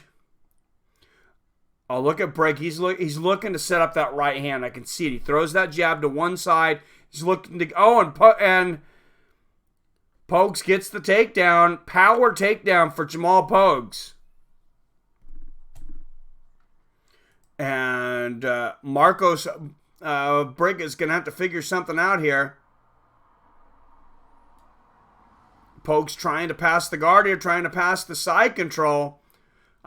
He's on the ground with, anytime you have a Brazilian fighter, they know some jiu-jitsu. So I don't know what Pogues' jiu-jitsu history is. I know he's got a long wrestling history. Izzy versus Whitaker. Oh, man, it's a tough fight, man. It's a very tough fight. Depends on how healthy Whitaker comes in. If Whitaker is 100%, I give a slight edge to Whitaker. If he's anything less than like 90, I think Izzy's going to take him. And now Pogues back on top of Briggs here. He's in Marcos's guard here, though. Marcos throwing up the high rubber guard. He's got to be careful here. He had it around the shoulder and then the arm. Oh, I thought he had it. Just barely slipped out to Jamal. Jamal's got to be careful. He's got to get this to the feet. He can't throw a knee here. Now he can throw a knee to the head, and he doesn't. Oh, nice left hook there from Briggs. And they are back in the center of the cage. And these guys have just been throwing bombs while on their feet. So let's see what we get. Head kick from Briggs. Jamal blocks it. Jamal's already kind of breathing heavy, though, halfway through this first round. He expended a lot of energy in the first 30 seconds of the fight. Oh, and Jamal immediately goes for another power takedown off the kick of Briggs and gets it. Slams Briggs to the ground. I think Whitaker will be the aggressor. I think that Adesanya will wait for him. I think he'll kind of have to be eventually. Kind of like Anderson Silva was. And Anderson Silva was never the aggressor, but he did end up becoming the aggressor a few times against Adesanya. Jamal Pogues going for the armbar here now. He's digging for it. And he's got his hands around that elbow. He's getting the legs over. I don't think he's going to get this one yet. He needs to he needs to pull Briggs down further on him. And Briggs, it looks like he's going to escape out the back, and he does. But Jamal, great job of transitioning immediately, picking up the left foot of Briggs, the right foot, and dragging him back down to the ground. Now he's going to let him up. Oh, left hook and a right hand for Jamal. And he is fighting in spurts, but he is very dangerous in those spurts. And he's got Briggs. He had Briggs up against the fence there for a minute. Straight left from Briggs. And let's see if Jamal doesn't go for one of those takedowns again. He has been... Oh, flying knee for Jamal Pogues. I was just going to say he's been effective on all of his takedown attempts. I've been successful, but he had a better idea at the flying knee. 3-punch combo misses from Briggs, and Jamal ducks underneath, gets the third takedown of the round.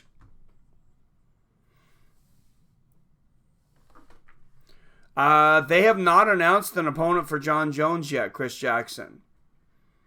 Or even for sure, I don't think, what event he'll be fighting on. Briggs working that rubber guard from the bottom. I think he's going to run out of time before he's able to get anything here, though. Jamal lands a hammer fist inside the guard. Oh, big hammer fist there. Right on the clavicle bone. Right on that bone right here on your chest. I never thought about that. But you could really break somebody's clavicle bone with the ground and pound on their chest there. I've never really seen anybody doing that comes to mind. Countering strikes works. Until it's meteors landing on your faces. Yep. What's up, Mark Rowe? Good to see you, man. Hey, I'm glad somebody came over from that. Thanks for coming in, Mark. Good to see you here. And this is our trivia night on Tuesday, but it's also our Dana White Contender Series night, at least for now. The 3 more weeks of Dana White Contender Series. And then trivia will switch back to 6 p.m. It's been 5 p.m. through the Contender Series.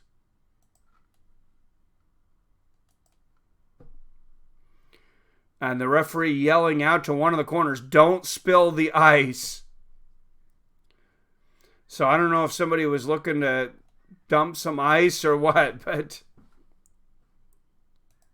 second round. Jamal Pogues, Marcos Brigago, wow.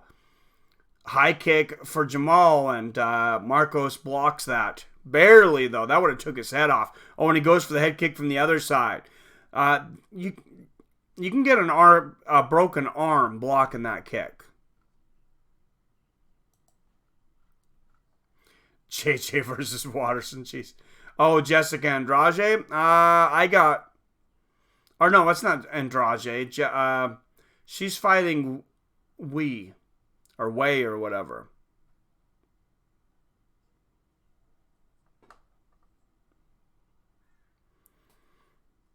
Yeah, I don't know who. Oh, Yunchengchek. That's right. Yeah, I think Yunchengchek takes Watterson out.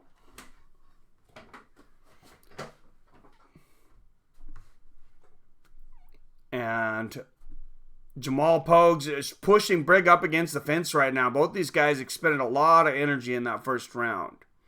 Jamal's kind of been right hook to the body. And a 3-punch combination for Jamal. I was just going to say he's been fighting in spurts. And that was a big spurt.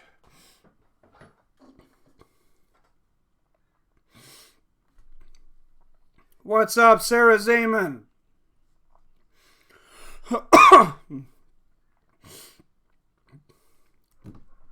Sorry about that, guys.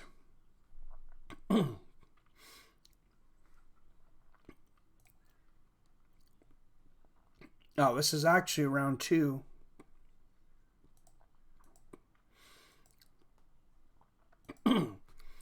Nice left hook on the bottom from Jamal. I think my throat's still a little worn out from Saturday.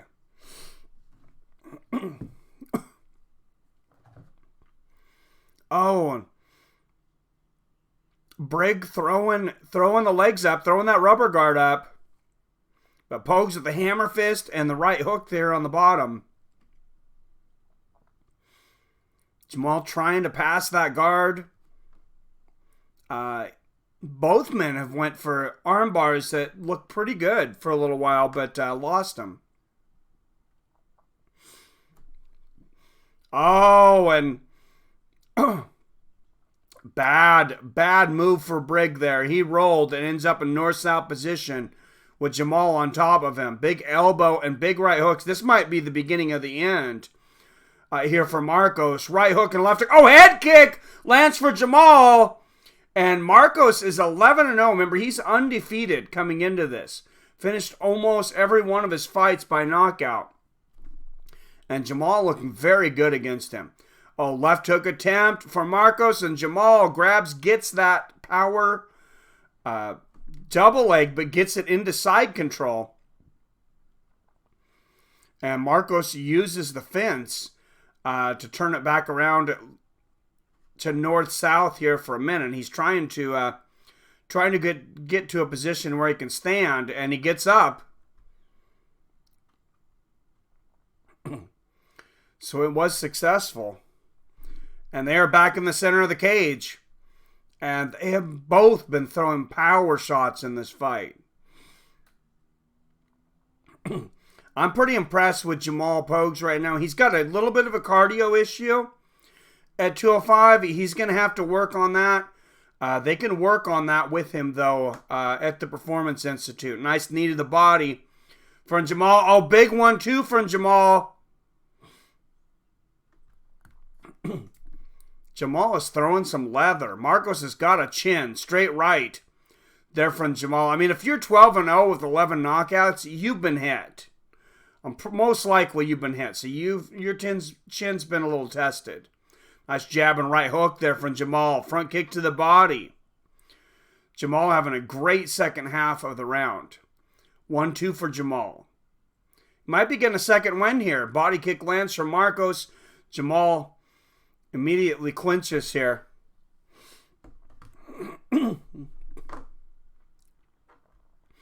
Oh, a couple of big knees to the body here from Marcos. Yeah, you're right, Zoltan. That will be interesting. Joanna should have a much longer reach. Nice right hook there from Jamal, and that's going to be the end of the second round. Gaston has a solid left hook and dropped Izzy twice. Oh, geez, yeah, if Costa hits him, and that's some power. But so does Robert Whittaker. And Robert Whittaker's got some power. And for whatever reason, I mean, people underestimate Robert Whittaker. But, I mean, that guy, I mean, shouldn't have to say that really as champ, but I mean, he's legit. Robert Whittaker's a beast. And that's one of that's the reason, one of the reasons I don't think that Anderson Silva should fight Yoel Romero, because I think Yoel Romero beat him, at least in the last fight. And Anderson Silva, he's not a contender at this moment. All right, here we go. Round 3.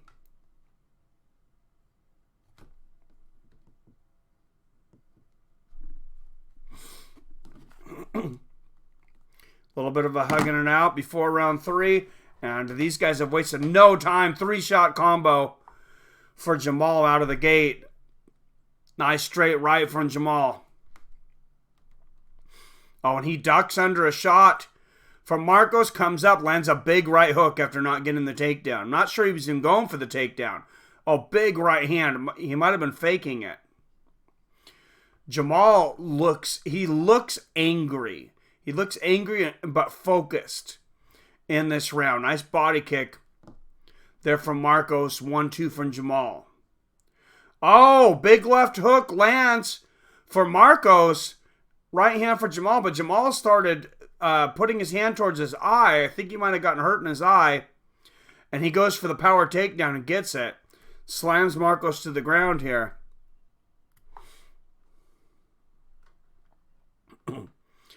Absolutely Pete Ordinary.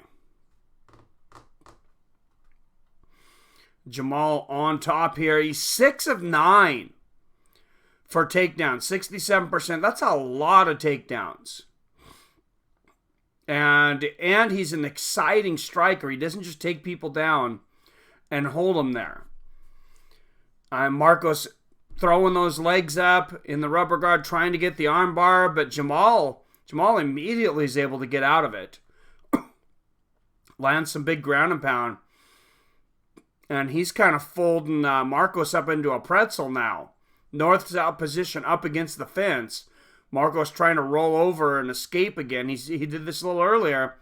Oh, but he throws that rubber guard up again. He's around the head of Jamal. He doesn't have the angle right here for an arm bar. He doesn't even have an arm yet. He needs to be around the shoulders for that. And then he's up to... Oh, Jamal throws him down. Jamal might get the back here. He's just one hook away from having the back. He just needs to put that right leg, flip that right leg around the side. Oh, but Marcos is able to get up while he does it. And back up against the fence. And these guys should be in the center of the cage in no time. And here we go. They have been throwing some power shots. And Joe Big Daddy Stevenson screaming at Jamal in the corner. Oh, nice body kick. Left hook from Jamal. Left hook lands for Marcos. Marcos nods his head at him like, yeah, let's go. Oh, nice right for Jamal. Jamal might have a broken nose. Right hook lands from Marcos. Marcos moving forward now. And Jamal clinches up. Marcos knees into the body.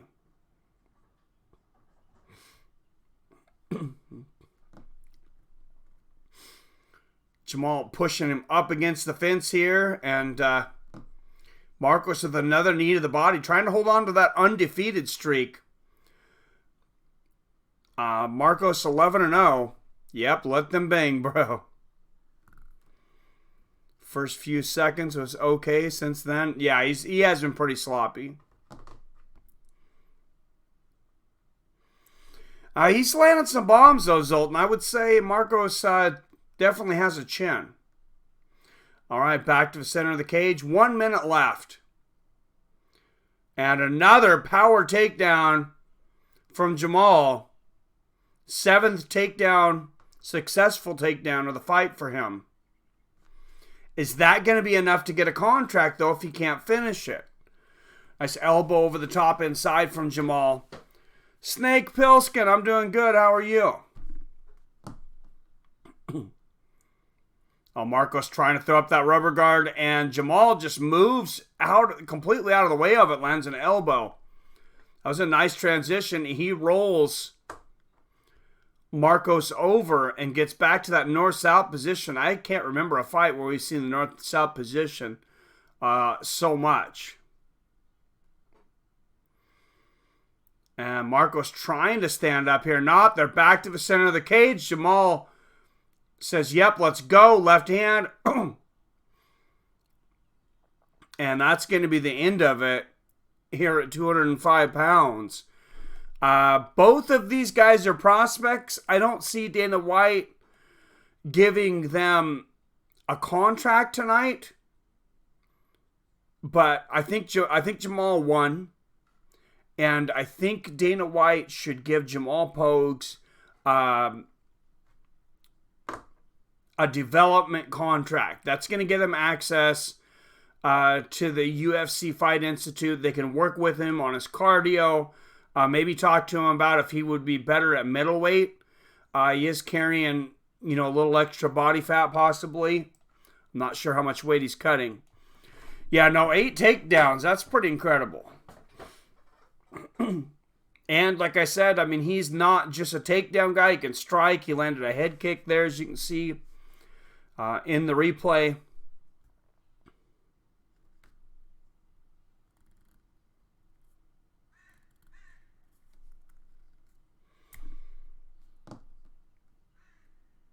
That's right, huh?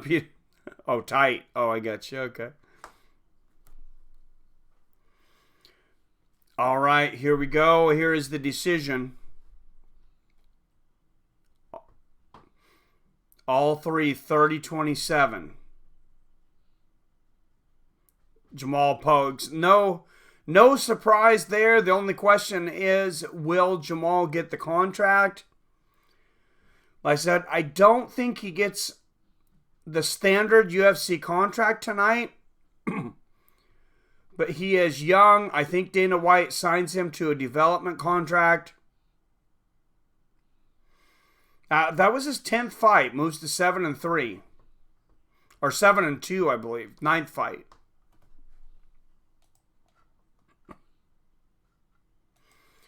And they're just saying that at cage side, they're saying a lot of potential in this man. A lot of room to grow. And that was exactly the feeling I got from Jamal Pogue tonight.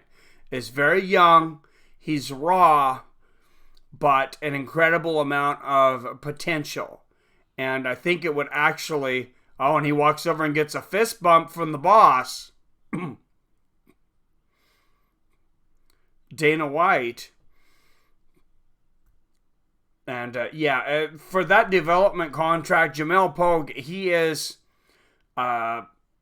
I think he is the textbook example of why they have that development contract. Robert said, give him a contract. 4 fights, 18 months, not bad at all. No, not at all. All right, everybody, refresh your browsers.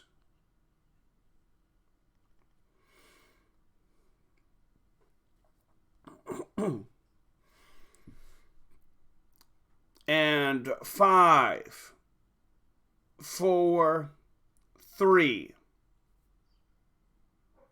2. All right, here we go. This popular fighter will be on Brazil's version of Dancing with the Stars next season.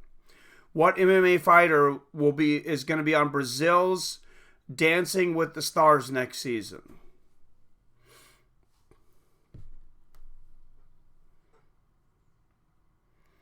You are correct, comedic genius, Dos Santos.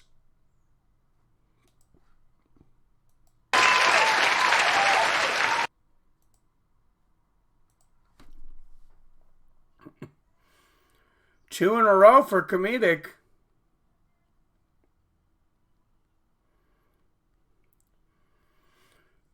And 7 questions in. I'll speed this up, but we've got a close game. Zoltan got on the board first, then Peter Ordinary, Chris Jackson. With the third question, who got Stipe? Was that Chris? First, last, how's it going? First, last in the house. I can look back in the chat, but I forgot who got Stipe.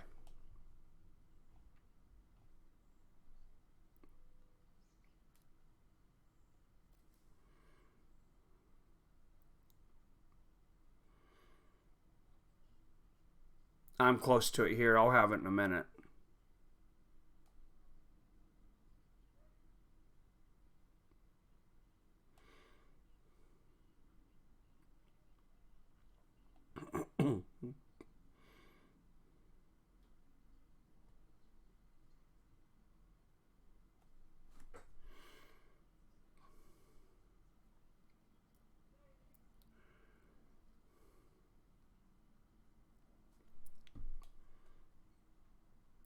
Peter Ordinary. So that was the second one for Peter. All right, so Peter's got 2. And then it was, Comedic Genius got number 5 and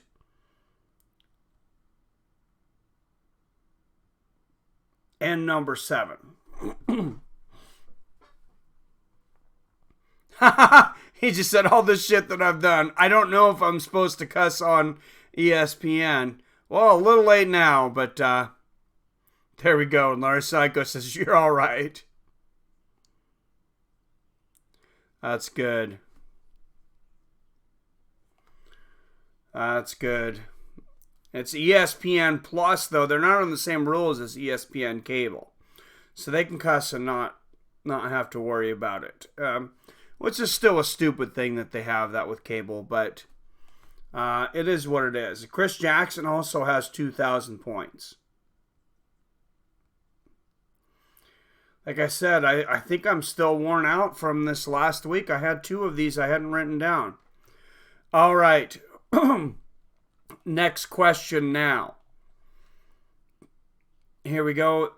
This MMA fighter was married to porn star Jenna Jameson, and they had a little bit of a brutal breakup. But this MMA fighter was married to Jenna Jameson. Comedic Genius got a first Tito, first last right behind him. But Comedic Genius might win this from 3,000 points. Peter's right behind you, though, with 2. And I'm going to throw another one out real quick before we get to this next fight. All right. Tank Abbott. This next question is about Tank Abbott. Tank Abbott's career could have gone completely differently if he hadn't slipped in a fight against this UFC legend. He was in an all-out striking war with a guy that would be a future legend, and then slipped and fell over, and this guy took advantage. It was not Shamrock. I don't think, or Gracie. Oh, wait, that was way later that I think he fought Shamrock. No, it is not Severn. It was a striking war. Both guys were landing him. Tank Abbott was getting the best of it with this striker. He never fought Chuck. But one clue, this guy recently had a bunch of surgeries. Of course, Tank did too. But this other guy, he had a diminished spine. Yeah, I don't think that helped Comedic. Tank was carrying a little bit of extra weight in that fight, as he did in most. He never fought Kane. Tank Abbott. All right, I think it's been long enough to Google now. It was Don Fry. So you go back and watch Tank Abbott and Don Fry. It was a really good fight. Tank Abbott had Fry reeling. But, of course, under today's rules, they would not be in the same weight class. And that's what was crazy. We forget about how long it was until the UFC had weight classes. Yep, he's got that mustache, that famous mustache. Yes, Zoltan, that is correct, but I already called it out because nobody got it. All right, I'm going to throw another one out here. Number 10, while we're all already refreshed. This UFC veteran recently debuted at... Now, there was 2 of them that debuted, so don't jump on it right away.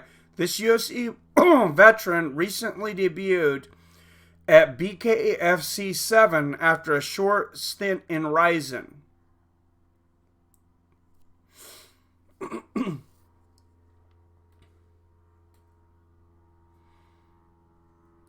Sorry, Zoltan. I figured everybody was already refreshed, so I didn't call out the refresh. Leonard Garcia was on this one, but like I said, there was 2 UFC fighters. I'm looking for the one that just had a short stint in Ryzen.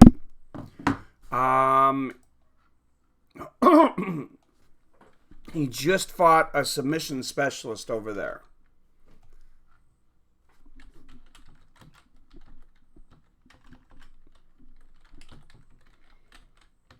Or no, it wasn't a submission specialist, excuse me. It was a good fight, though. The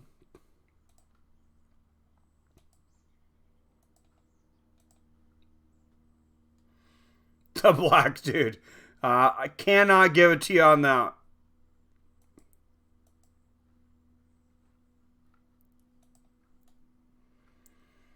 He fought Takanori Gomi over in Ryzen. Ended up being a good fight, actually. It's not Chris Lieben. He did fight in Bare Knuckle at Bare Knuckle 6. All right. There's been enough time to Google it, I think. Melvin Gerard. It was Melvin Gerard.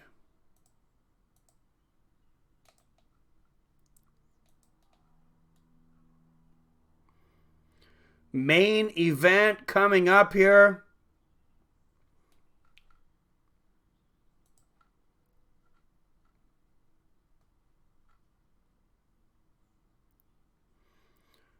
Sorry, Sultan. I'm just on you tonight. I said, damn, I need to start putting a timer up. We should do that. I'm going to make another timer for the trivia time. That way it's consistent. Phil Rowe, 6-fight win streak, 3 first-round finishes. Finished all 6 wins. 2 by knockout, 4 by submission.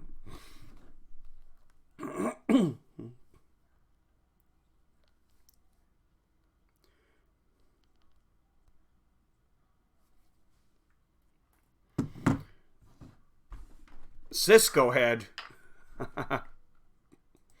All right, coming up in the main event here, Phil the Fresh Prince Rowe. Interesting nickname, but 6-2. I said all of his wins by finish. Leon Shanabajian, 7-1. He's making his way down to the cage now.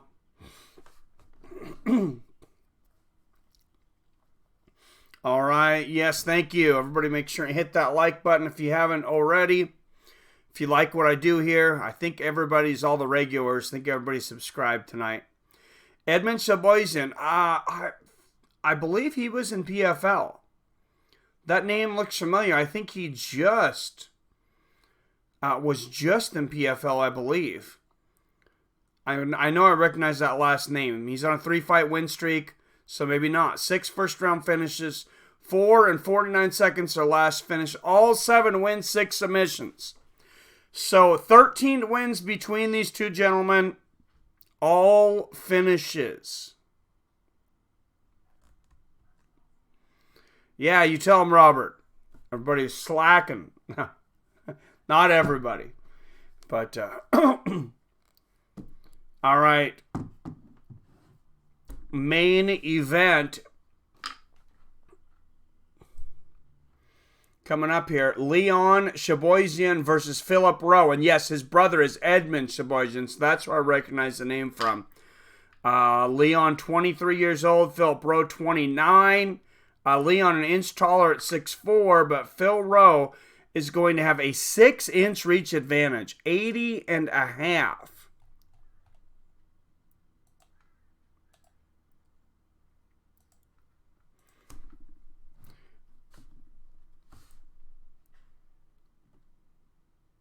All right, here we go.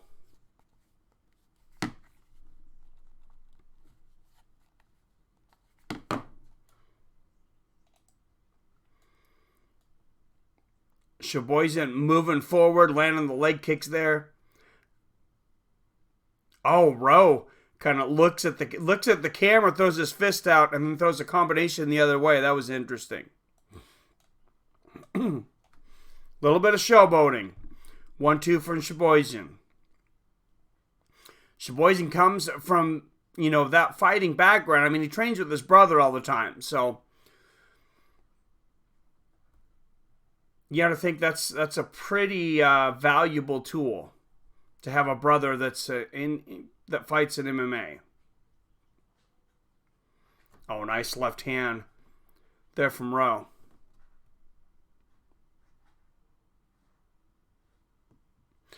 Yeah, you're right. Leon, his brother is Edmund Shaboyzian. Oh, 1-2 misses there for Shaboyzian, but he lands a right hook over the top.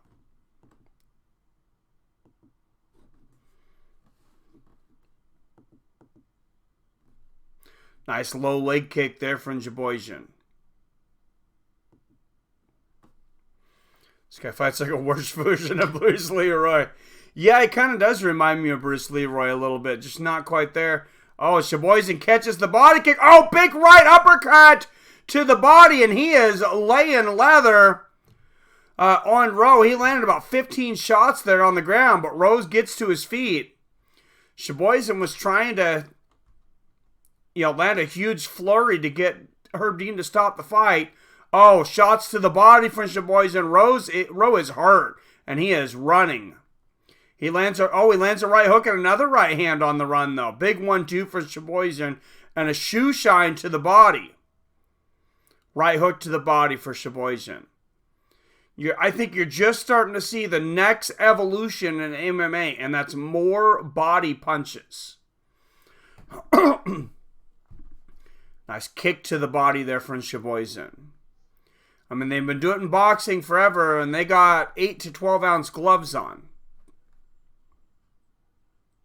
Oh, big right hand there from Shaboyzian. And Rowe just still running right now. He's hurt. Oh, big left hook for Shaboyzian. Oh, another bigger right hook for Shaboyzian. Rowe still standing. But he's not showboating anymore. Big left hook lands for Shaboyzian. Got flunked out of PFL, I think. Yeah, I think you might be right.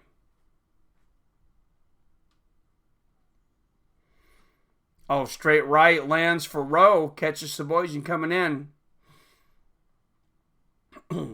Shaboyzian swinging for the fences, but not able to get it there. Rowe throws a front kick to the body and a right hand, but misses both. Oh, an overhand right over the middle. Oh, misses for Shaboyzian. The first one, 3 in a row. He's going to throw his shoulder out. He's throwing so hard. Oh, big right uppercut for Rowe. No tell on that. And Shaboyzian catches him with a counter left hook. And he might hurt Rowe again. He's stalking him now. Throws an overhand right. Shaboyzian catches him with the left coming in, though. Couple shots to the body for Shaboz and flying knee attempt for Rowe. Doesn't make it there though. Low leg kick for Rowe lands. Oh, nice right hand to the body for Shaboz. He's been putting in work down low, and I have a feeling it's going to pay off. Oh, right uppercut, left hand, right hook combo, all lands for Rowe. Rowe's got some fast hands when he throws them. Shaboz lands a body kick there.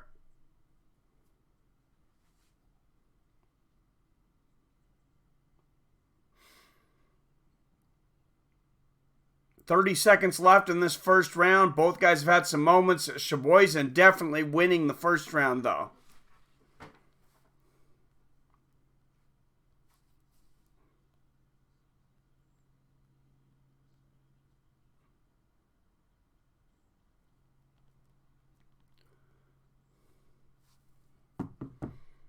Oh, nice body kick there from Shaboz. Side body kick and a front body kick. All right, round one is through, and at the end of this fight, of course, we'll hear who gets contracts, and most importantly, of course, we'll get the last two trivia questions in.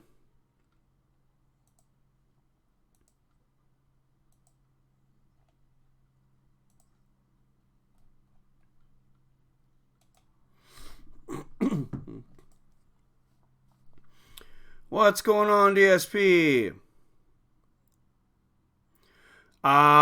They will still kick you off. It's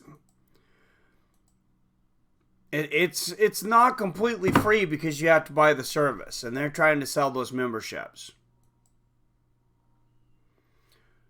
Trust me, I would love to put the fights up.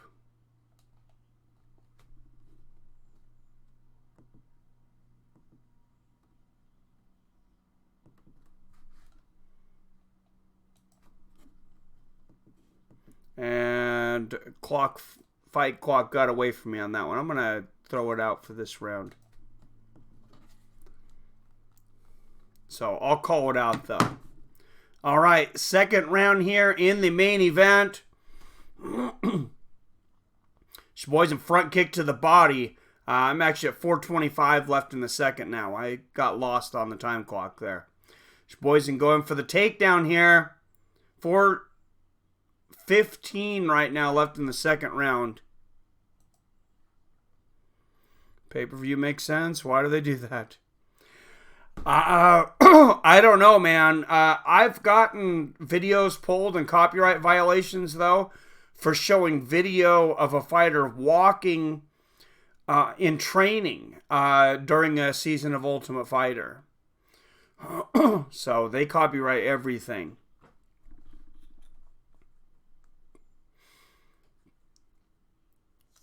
And Shaboz got Rowe locked up here up against the fence. Rowe trying to get the takedown. Shaboz, he's stopping it well. If he's looking to get stood up, Herb Dean does not stand fighters up often. Shaboz flips Rowe up into the fence now, and they break. Big elbow from Shaboz, big right hand from Rowe. Oh, and they exchange big shots from Rowe. Big right hand. Shaboz ahead, snap back. Wow. He just let about a 10-punch combo. Right hand, another right hand, right hook, left hook. Rowe, wow, Shaboz is almost out. This would be a huge upset. Shaboz goes for the takedown and gets it, but Rowe was lighting him up like a block of Christmas trees. I mean, he was using his face like a speed bag there for about 20 seconds.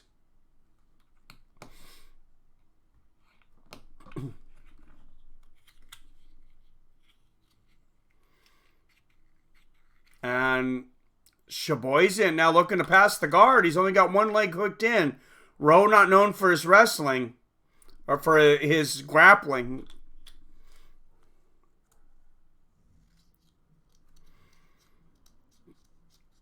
Oh, and Rowe transitions over and gets up on top and guard.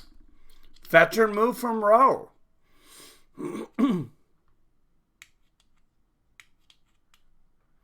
Hey, he hit him about 30 times, I think, Committee Genius. It's a lot of Christmas trees.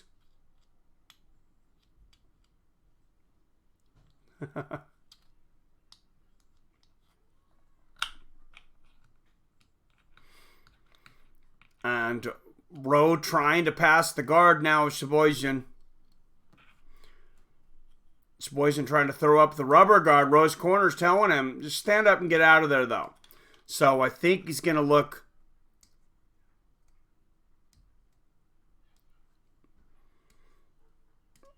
I think he's going to look at getting that nice elbow there from Rowe. Yeah, I probably could have saved that one for a better moment, huh, comedic? Or a bigger event with more people. Like, hopefully the Bellator this Saturday ends up being... Oh, big elbows from Rowe. 3 big elbows. He has really been cracking Sheboygan this round. And I got 105 left in the second round. No love on your prediction. Oh, I see. You got everybody winning. Zhang, Khabib, Gaethje, Rodriguez, Cannonier, Whitaker, Watterson. Oh, jeez.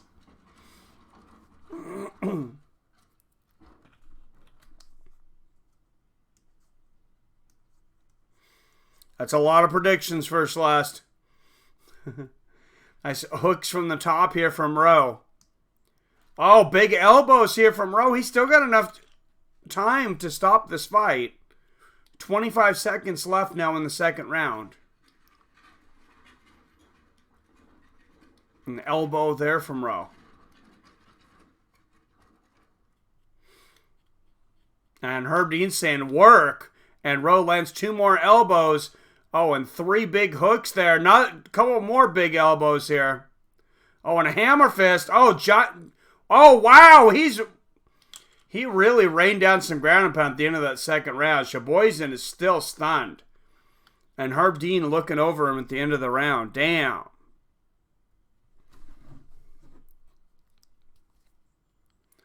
Nice first last. Just very, very hard to break down that many fights at in one go, though. Herb Dean is trash these days. He's made some interesting decisions. I wouldn't say he's trash myself, but I don't know. He seems to have changed his reffing style. I am glad he told them to stay busy. That's something I wish referees would do more often. Keep the action going.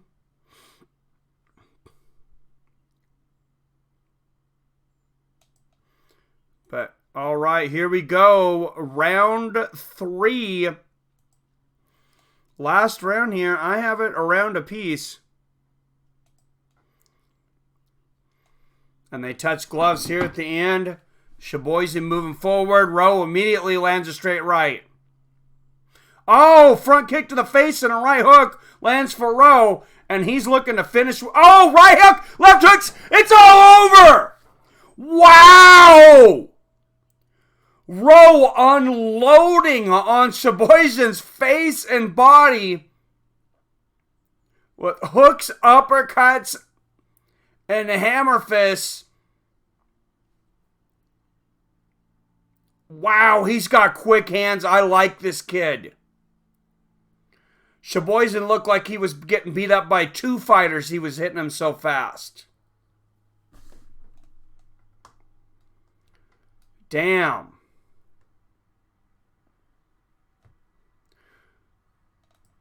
And Dana says, good fight. Wow.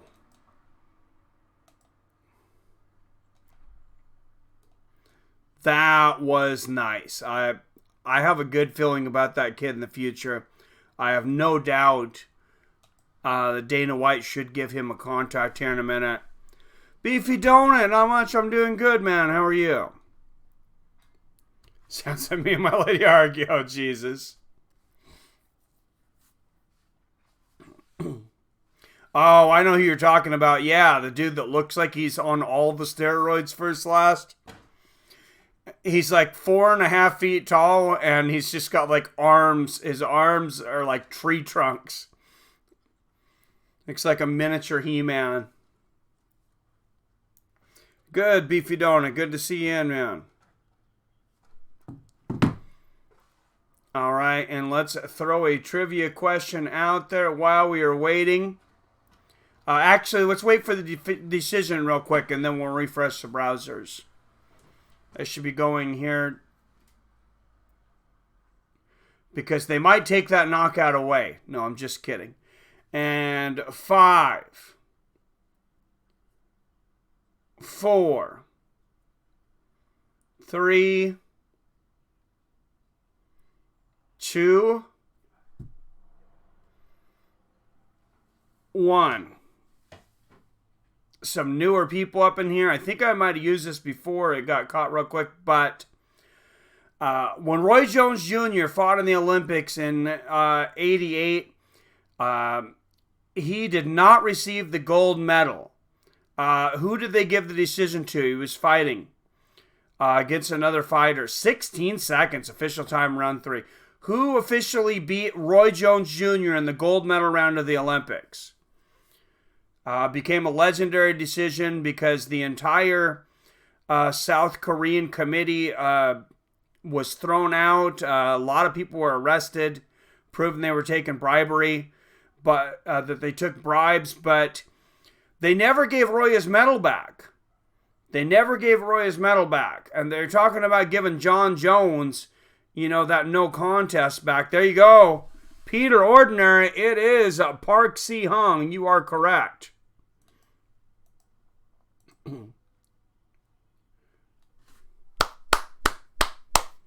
Dana White gonna walk to the back. Oh, they definitely ripped him off, man. It was ridiculous. It was one of the most dominant performances you'll ever see in an Olympic boxing match. So yeah, if they're not going to give him his gold medal back, they can all shut up about how about John Jones getting his no contest loss back. Phil Rowe moves to 7-2, 7-fight win streak. So lost his first 2 fights, won the last 7.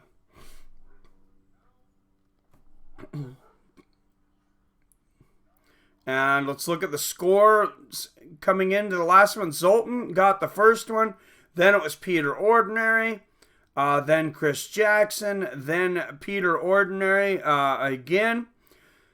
Then Comedic Genius. Then Chris Jackson again goes up to 2,000. Then Comedic Genius again goes up to 2,000. Then Comedic Genius gets another one, moving up to 3,000.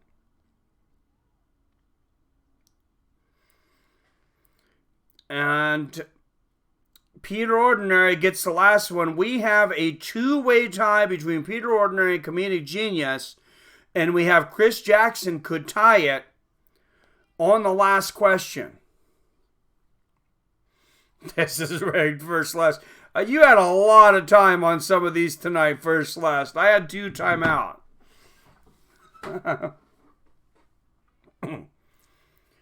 All right, guys. In the interest of this weekend with Bellator coming up. Oh, actually, did we refresh the browsers? Let's refresh the browsers first. 5, 4,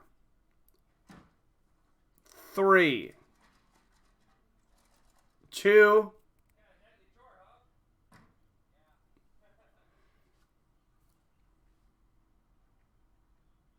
All right, guys, here we go. Bellator MMA just re-signed one of their biggest light heavyweights. This guy was a big, a pretty big acquisition from the UFC for him. He fought pretty much all the greats over at 205. He is a wrestler.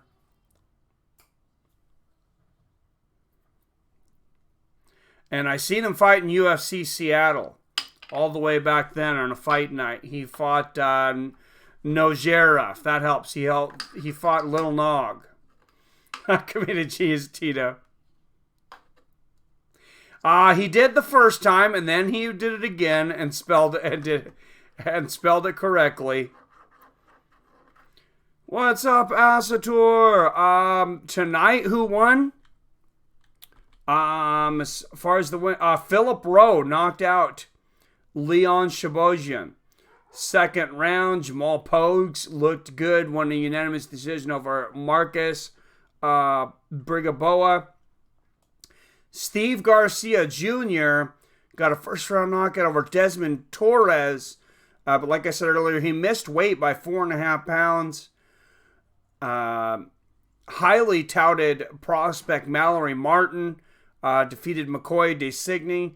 I wasn't as impressed as, all the hype she had coming into this, but she definitely won every round. And then Ricky Steele in the first fight beat Phil Caracappa in kind of a snooze fest.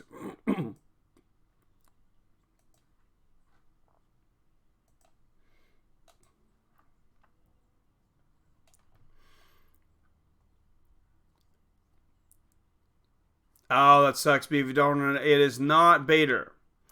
This light heavyweight just re-signed with Bellator. His contract was over. Like I said, he fought a lot of the guys at 205. He fought specifically Little Nog at the UFC Seattle, first UFC Seattle years back. It was on the same card that Dan Hardy fought Anthony Rebel Johnson. Yep, back when they were at 170. Oh, Dave. Yep, Phil Davis. You got it. First, last. Got it first, though.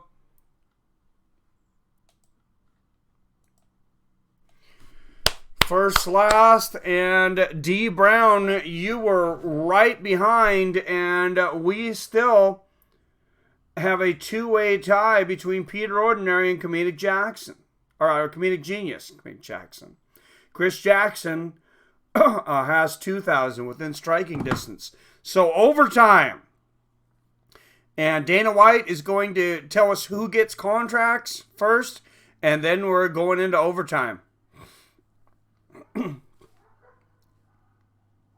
What's up, Experiencer?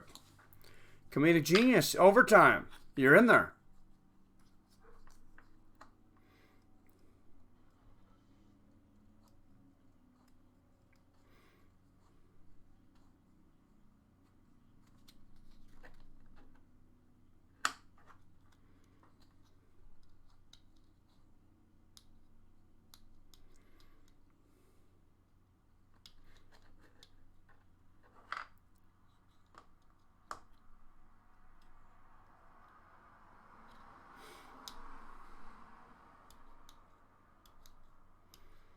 I was saying first fight of the night, he's saying get some consistency. Said maybe he makes it to the UFC, just not tonight. As far as Ricky Steele, and I was not impressed with his performance. All right, next up, Mallory Martin.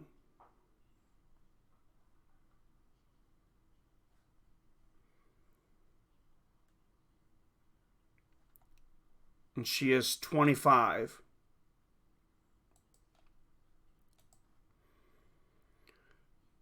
Oh, I thought they might give it to her.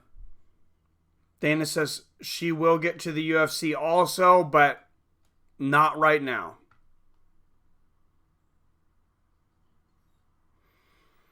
Up next, Steve Garcia. Remember, he looked very good, but he missed weight. So I'm curious what he does with him. Said you have to make weight when you come here.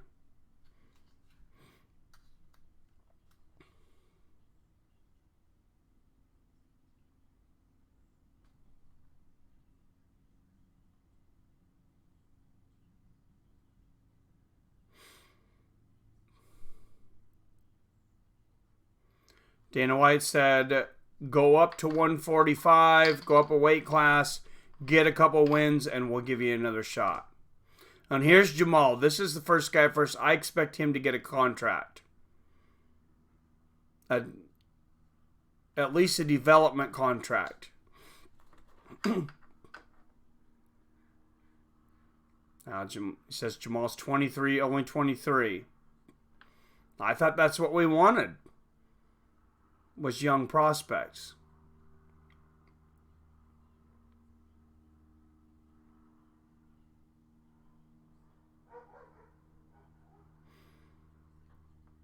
Okay, and I agree with what Dana White just said right now. It wouldn't be fair to feed him to the top guys at 23. I think you should sign him to a development contract, though.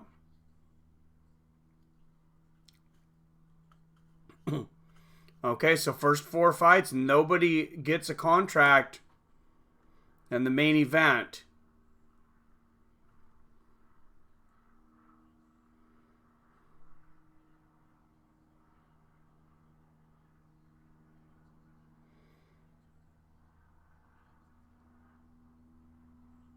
Leon's giving him a shake saying he wasn't hurt. He was hurt early, and he's over there. Dana's watching him.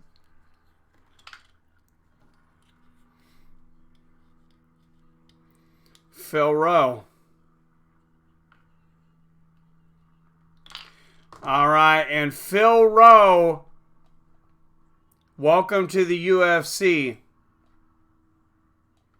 So the main event, the first 4 fighters don't get in.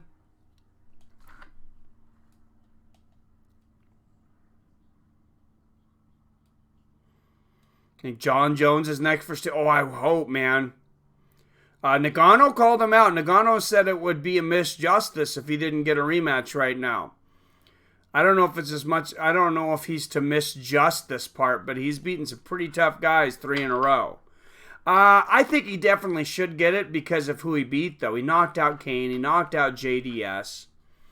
Strength of opponents is, to me, the biggest thing out there. I mean, you can have 7 fights in a row. If I don't know who any of the fighters are, you're not a contender yet. You've earned the chance to fight bigger fights. Gano number 2, he should get the title shot. Yeah, no, I agree. He's earned another title shot. I don't think it would be the biggest miscarriage of justice if he's not next, but I think he probably should be. All right, guys, everybody refresh your browsers and let's break this out. The last question possibly of the night in overtime, and 5, 4, 3, 2,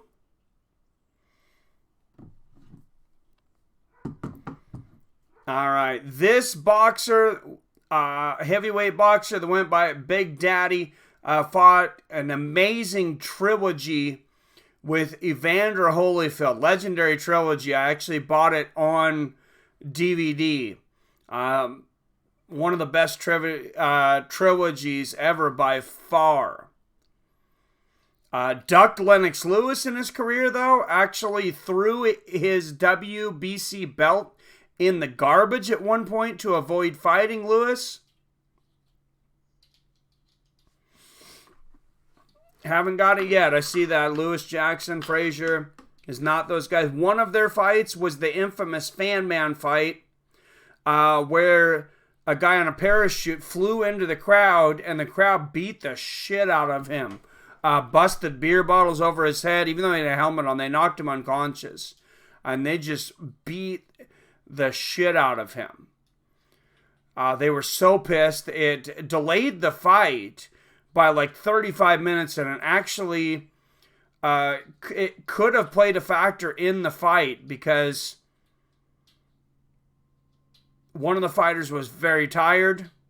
Not Tarver. There you go. Peter Ordinary. Big Daddy Riddick Bowe. And with that, Peter Ordinary, you are the winner of Fights with Friends MMA Trivia Week 4.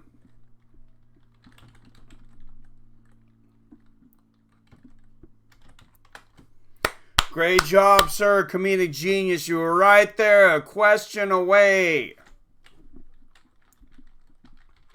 Chris Jackson. One away before that.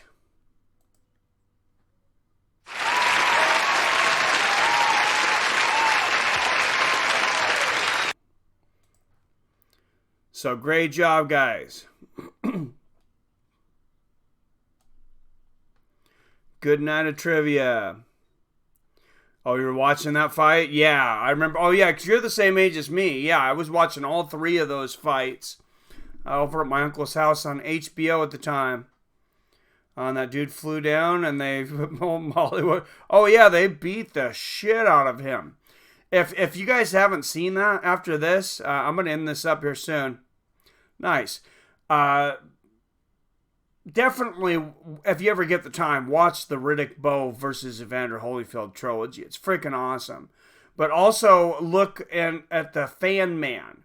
Type in Riddick Bowe Evander Holyfield Fan Man where he flies into the ring. Just do more trivia, but it doesn't use points. I have been throwing trivia into my fight companions. I think between me and Belby, I think we actually had like 16 or 18 questions on Saturday. But you could have easily tuned in for quite a while and not even heard them because it was like I think it was on for over 7 hours. Somewhere around 7 hours. Yep, he was the Fan Man. He flew into Buckingham Palace as well. They weren't too happy with him there either. I don't think they beat the shit out of him, though. And that was rough.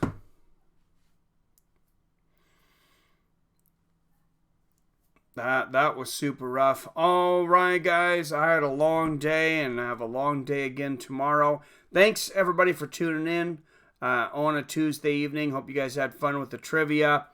We at least got to see, I thought the last two fights were exceptional. And we also got to see another good knockout by that kid that just missed the weight.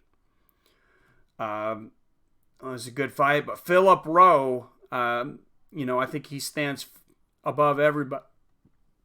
And then that Jamal kid, 23 years old. Jamal Pogues at light heavyweight. I think he's got an immense amount of potential. Oh, you're saying Zhang against Andrade? I got Andrade. And then my prediction is that Andrade will beat Zhang. And then when given another top contender, I think she'll lose whatever her next fight is. I'm not saying she got lucky against Rose, but if they fight twice, I don't think it happens like that again. All right, guys. As always... Oh, don't forget. Sorry. This Saturday, Bellator, the rematch of Matt Mitrione versus Sergey Karanov 2 at heavyweight. The winner of that one most likely gets the winner of Czech Congo and Ryan Bader. Those guys will fight, and then the winner of Mitrione and Karanov is right in there. It's a lot of other good fights, too. Well, at least you were there, Beefy Donut. Appreciate you being there. All right, guys, and as always, I love you. I respect you. And I'll see your fine asses later.